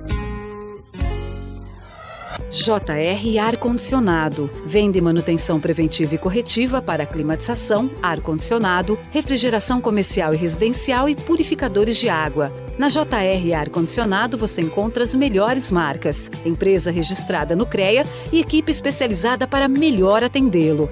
Vá até a JR e confira as condições especiais de pagamento. JR Ar-Condicionado. Rua Santo André, 218, fone 3204-4297. A Serwork oferece tudo para a sua empresa em serviços de medicina ocupacional e segurança do trabalho. Na Serwork, você encontra um portfólio completo de documentos, como PPRA, LT-CAT, PCMSO, PCMAT, PPP, perícias trabalhistas, CIPA, laudo ergonômico e treinamentos. Fazemos todos os exames ocupacionais para admissão, demissão, periódicos, retorno ao trabalho e mudança de função. A Serwork fica em Jaboticabal e Sertãozinho. Ligue 3203-7652 ou 3947-6715. Serwork. Medicina e segurança do trabalho para empresas mais saudáveis e competitivas. Você sabe que o desempenho do seu carro depende da escolha do combustível. E combustível de qualidade você encontra no Autoposto Portal da Nova. No Portal da Nova, além de abastecer, você pode lubrificar e efetuar trocas de óleo. Isso tudo com a garantia da Jet Oil. A Jet Oil é a maior rede de franquias de centro automotivo do Brasil. Ao trocar óleo e filtro, você ganha um check-up gratuito de 15 itens no carro e ainda pode resgatar brindes e ferramentas com os quilômetros de vantagens Ipiranga. E além disso tudo, você pode comprar pães fresquinhos na conveniência AMPM. Autoposto Portal da Nova, Rua Santo André 665, Nova Jaboticabal. Fone 3203-8341. Vai sair de férias ou possui negócios no exterior? A moeda que você precisa está na US Câmbio Exchange. Compra e venda de moedas estrangeiras à pronta entrega, remessa internacional e cartão de crédito pré-pago internacional. US Câmbio Exchange. Confiança e segurança. Loja no Jaboticabal Shopping. Telefone 3204-9863. DD Tinseto. Tecnologia e eficiência no controle de pragas. Desde 1995 no mercado, a DD Tinseto é uma empresa controladora de pragas diversificadas, oferecendo tecnologias em desinsetização, desratização, descupinização, expurgo e limpeza de caixa d'água. E conta com profissionais capacitados para realizar seus serviços. Pensando na saúde de seus clientes, a DD Tinseto trouxe uma tecnologia inovadora: desinfecção de ambientes contra fungos, bactérias e vírus em casas e estabelecimentos comerciais e industriais. industriais. DDT Inseto. Eficiência máxima no controle às pragas. Respeito ao meio ambiente e à saúde de nossos clientes. Ligue 3202-0543.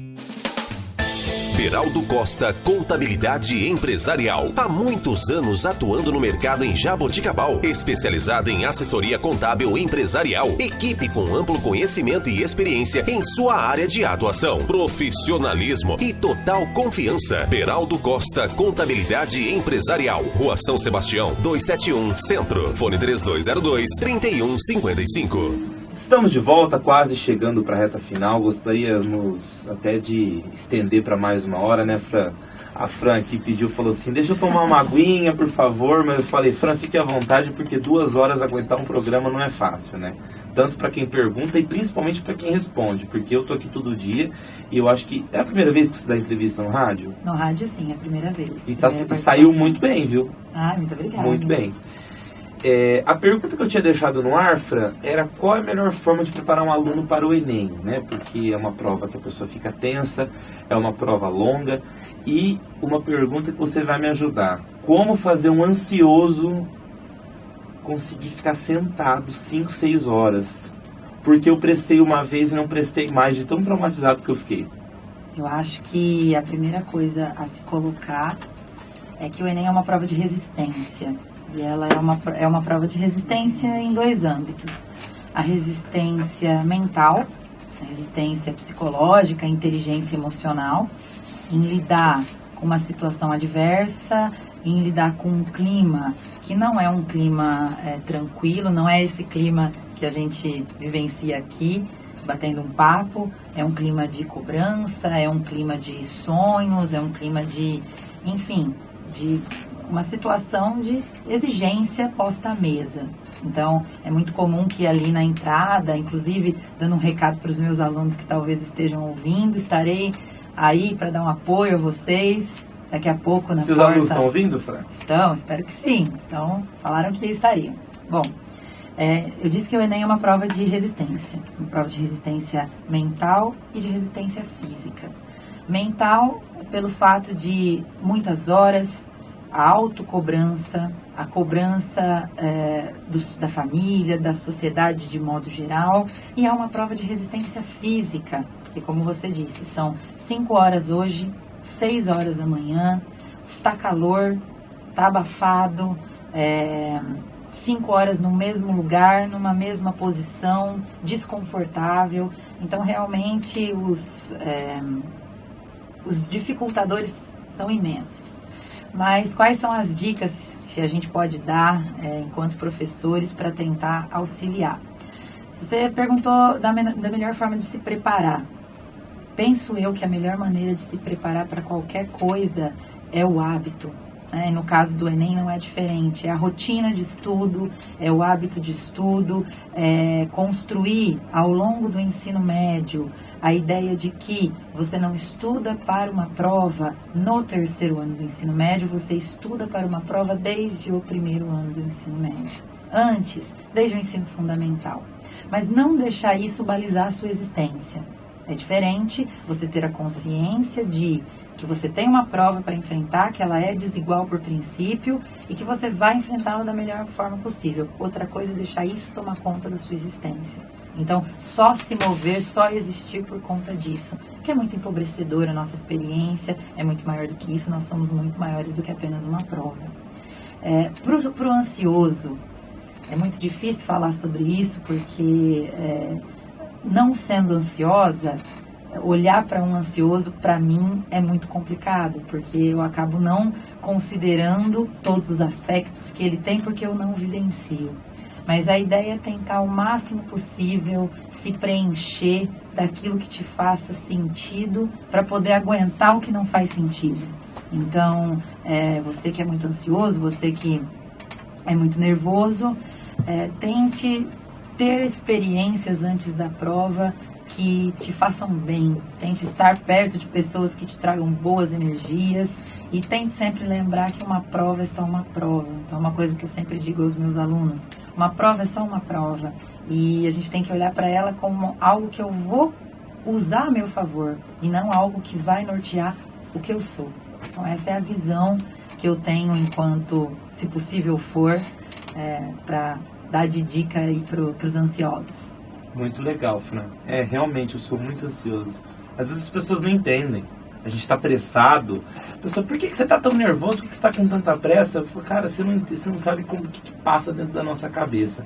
Ô, Fran, esse bloco foi menor porque a gente estendeu um pouquinho no passado.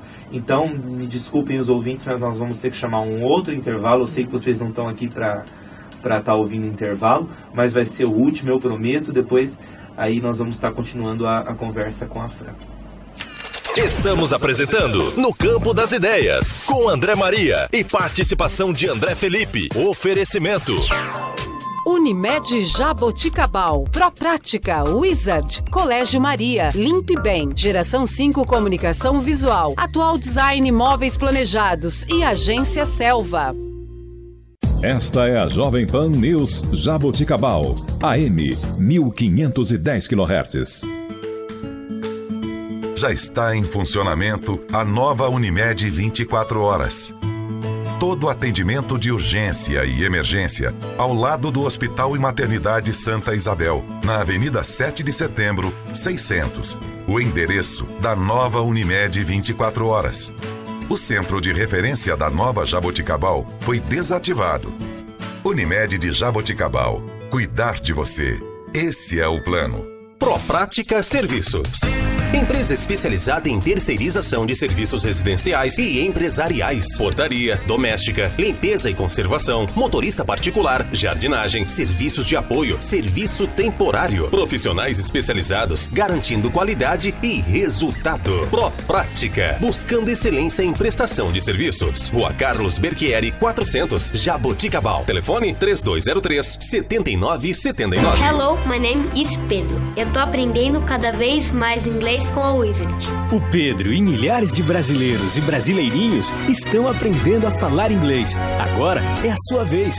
Wizard, por uma nação bilíngue. Matrículas abertas na Wizard de Jaboticabal. Cursos de inglês, espanhol, francês, italiano, japonês, chinês e português para estrangeiros. Professores aprovados pelo TOEIC. Wizard, por uma nação bilíngue. Na Rui Barbosa, 134. Telefone 3202-4772. O Colégio Maria de Jaboticabal tem seu sistema de ensino baseado na qualidade, na troca de experiências e na interação social de seus alunos, visando sempre a educação para a vida toda. No Colégio Maria, as crianças aprendem teoria e prática com uma metodologia que estimula a criatividade e a reflexão desde o início da formação. Oferece uma educação completa, apoiada por material didático de qualidade. O futuro do seu filho começa a ser construído desde o início da educação escolar. Invista no melhor.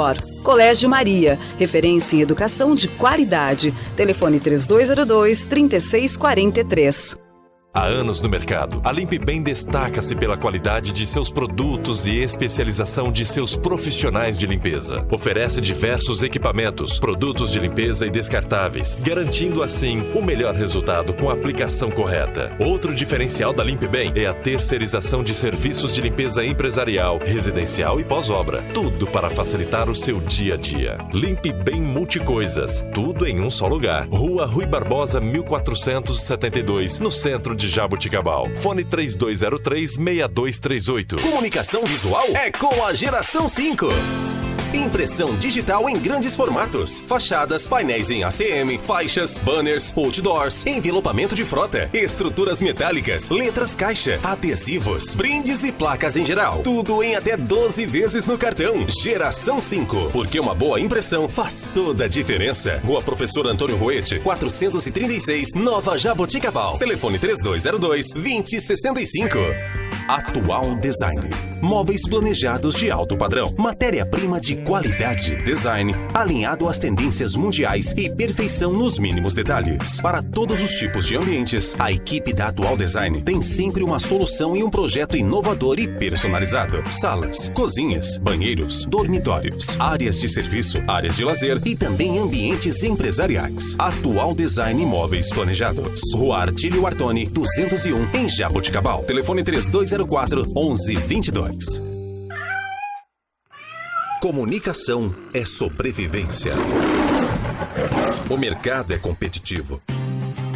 E para se manter firme, é necessário aparecer. Encante o seu cliente. Comunique-se. Agência Selva. Desenvolvimento de sites, conteúdo para redes sociais, materiais promocionais e institucionais, criação de marca, ações e assessoria de marketing. Entre em contato. 3204-1968. agenciaselva.com.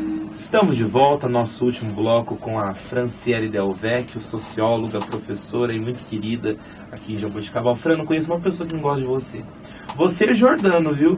Inclusive, parabéns para a mãe que criou filhos muito bem educados. Agradeço. Para a mãe e para o pai, eles são maravilhosos. Eu queria aprender a ser como vocês. Sabe por quê? Eu vejo você e o Jordano, vocês, aquela serenidade, aquela educação, aquela calma. E eu sou tão estressado, eu sou tão espalhafatoso. Eu falo assim, gente, como que eu queria ser assim, ó, zen? Como que eu queria, assim, pegar uma pessoa com discurso de ódio na minha frente e ser terno com essa pessoa? Porque eu elevo a voz. Como que eu queria ser, né? Uma pessoa calma. Isso vem de uma construção difícil, que requer desconstrução. E para desconstruir a gente sofre. Então, o sofrimento também existe, mas é parte, e agradeço muito ao elogio, fico lisonjeada. Queria mandar um beijo pro meu irmão também, só mandei pra minha mãe, não pro meu irmão, pro meu pai, tá ouvindo, pra minha família toda, que é muito querida, e tem o privilégio de fazer parte dessa família que eu amo tanto. Mas é sério, eu olho assim pra vocês, eu falo assim, gente, como a pessoa consegue ser tão calma? Dá até raiva, falo assim, como consegue ser calma assim? Eu quero ser desse jeito. Bom, Fran, voltando à questão da desigualdade, como que você enxerga a desigualdade, se você assim concordar, que existe entre o ensino público e privado? Se você acha que existe uma certa desigualdade, eu falo na própria questão de oportunidade de estrutura mesmo, né? E você que estudou numa escola pública a sua vida inteira e que agora trabalha nos dois ensinos, né, nas duas realidades. Bom, há uma desigualdade, há uma discrepância, essa discrepância é histórica, essa discrepância é latente, é difusa, é profunda e é intensa. E ocorre de diversas formas. O acesso ao conhecimento, a maneira como os dois segmentos lidam com o acesso ao conhecimento, a estrutura que o poder público dá ou não dá à escola pública. Tem alguns autores na área educacional, essa fala não é minha, essa fala são de autores como Saviani, professor da Unicamp, que acreditam que a educação no Brasil ela passou por fases que são importantes, mas que são complexas. O ensino, no século XX, se massificou, nunca se construiu tantas escolas, nunca se ampliou tanto o número de vagas como meados do século XX para frente, só que à medida que se massificou, a qualidade também diminuiu. Então nós temos pessoas que têm acesso, muitas pessoas que têm acesso, mas uma fragilidade da qualidade muito grande. E isso por inúmeros motivos, pela ausência de investimento, pela maneira como a educação é pensada, pela influência dos organismos internacionais. Então temos aí Banco Mundial, Fundo Monetário Internacional, que propõem reformas para o ensino, muitas vezes balizadas pelo aspecto econômico, sem saber o que é a realidade da escola, sem estar numa sala de aula. A ideia das políticas educacionais que são feitas por aqueles que não estão no espaço da escola. Então, algo não só nas políticas educacionais, mas é um problema de estrutura de política pública. Pessoas, gestores que pensam em políticas sociais, em políticas públicas, mas que não vivenciam a realidade. Então, há sim uma discrepância. A escola pública passa por um período de crise estrutural, por um período de crise de sentido.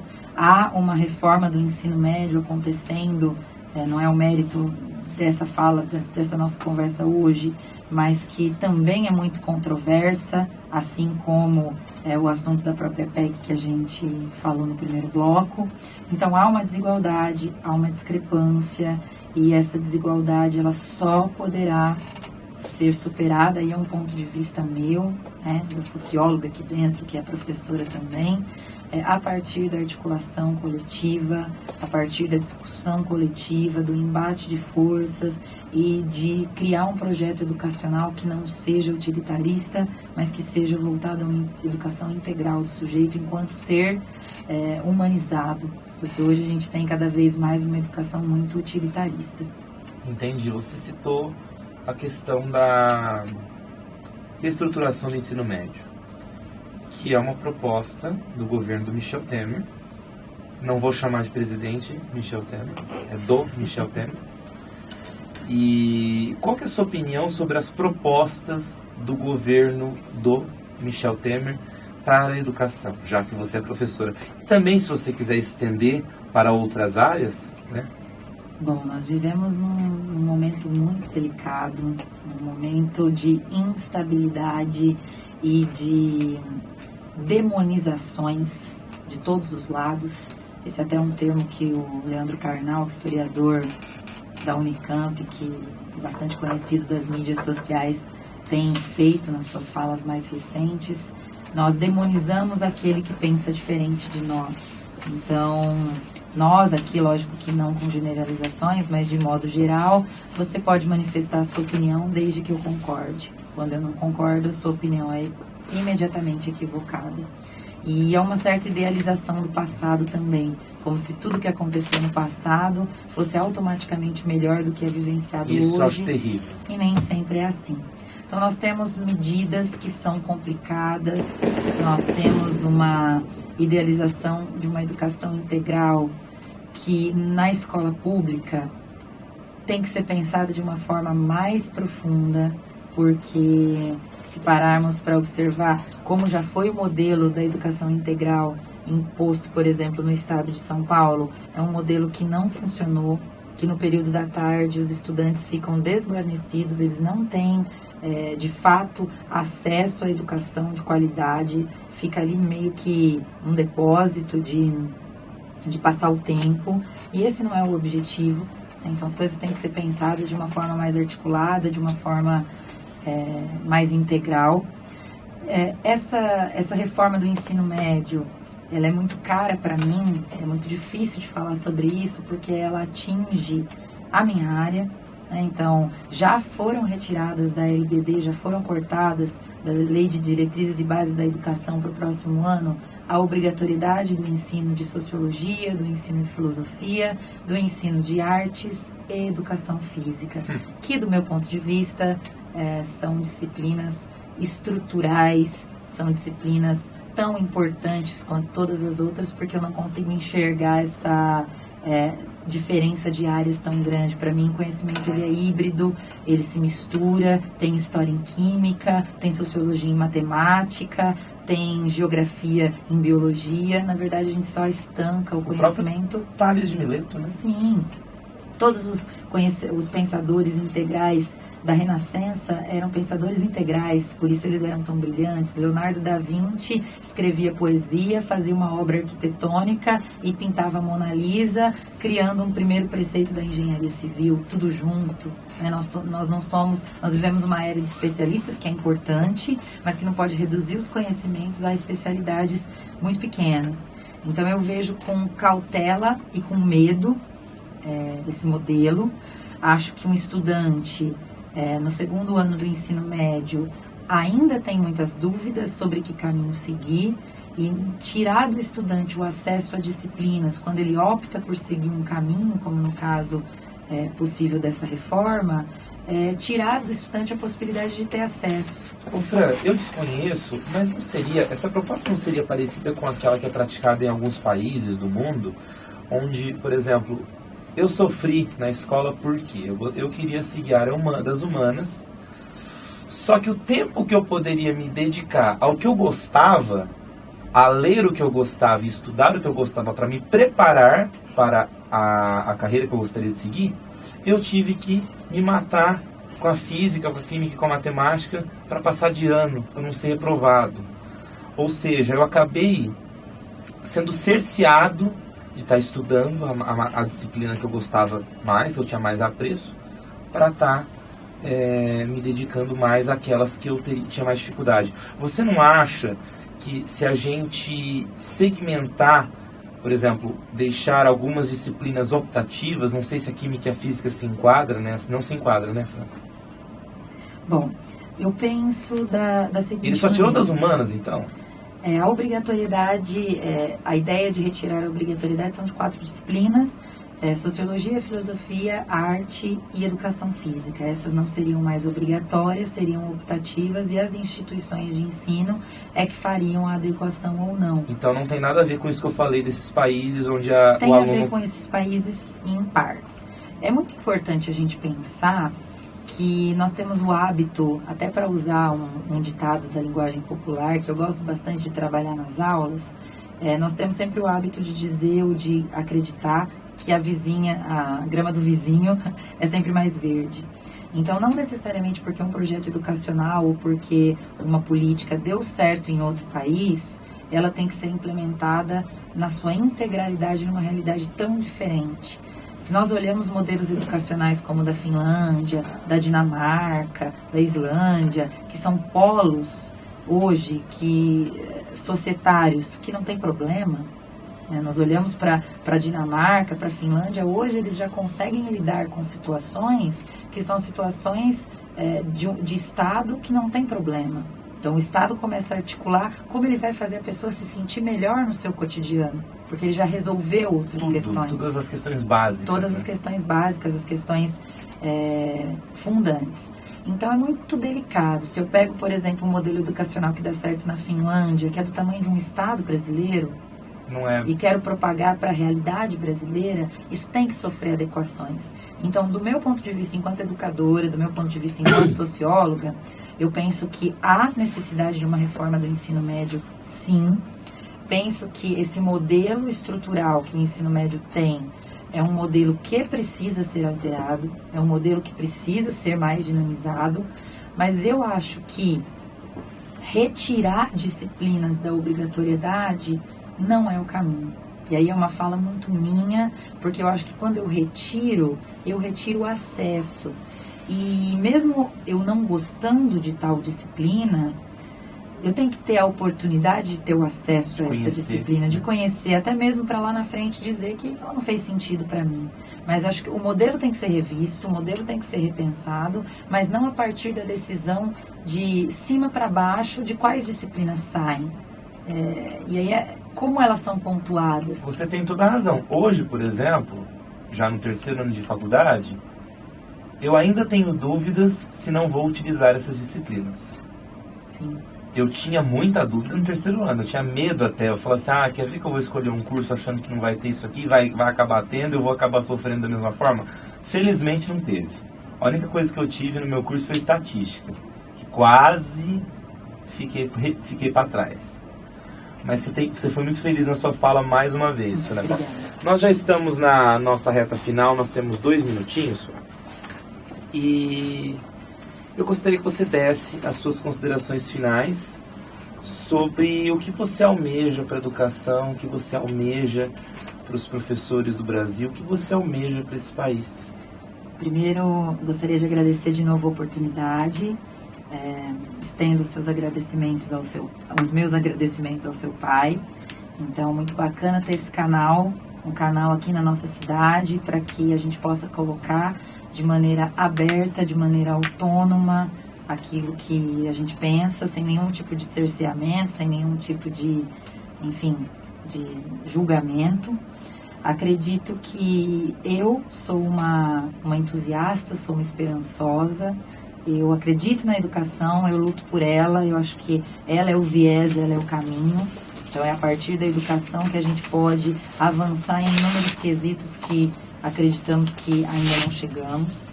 Eu penso que o caminho para a educação brasileira hoje é o caminho do entendimento da coletividade. Acho que enquanto os atores educacionais, professores, estudantes, gestores, comunidade de modo geral, não entender que todos fazem parte de um mesmo coletivo, de um mesmo grupo, as coisas ficam muito difíceis. Então, eu acho que o estudo, acho que o conhecimento leva à possibilidade de melhora. Acho que essa é a minha visão para a educação. Nós agradecemos muito a sua presença. Eu agradeço bastante, foi muito feliz em todas as falas, esclareceu sobre a PEC, esclareceu sobre o Enem, deu as suas opiniões muito plausíveis, e fazia tempo que eu estava querendo te trazer aqui, viu, Fran? Que bom. Agradeço muito a sua presença, gosto muito de você e da sua família, tenho bastante consideração. Inclusive, seu pai, eu conheço ele. Quando eu era criança, eu ia andar de bicicleta, às vezes, na Unesp. Meu pai é uma entidade da Unesp. E eu encontrava ele por lá. Pessoal, muito bom dia a todos, um bom domingo, e voltamos no próximo sábado.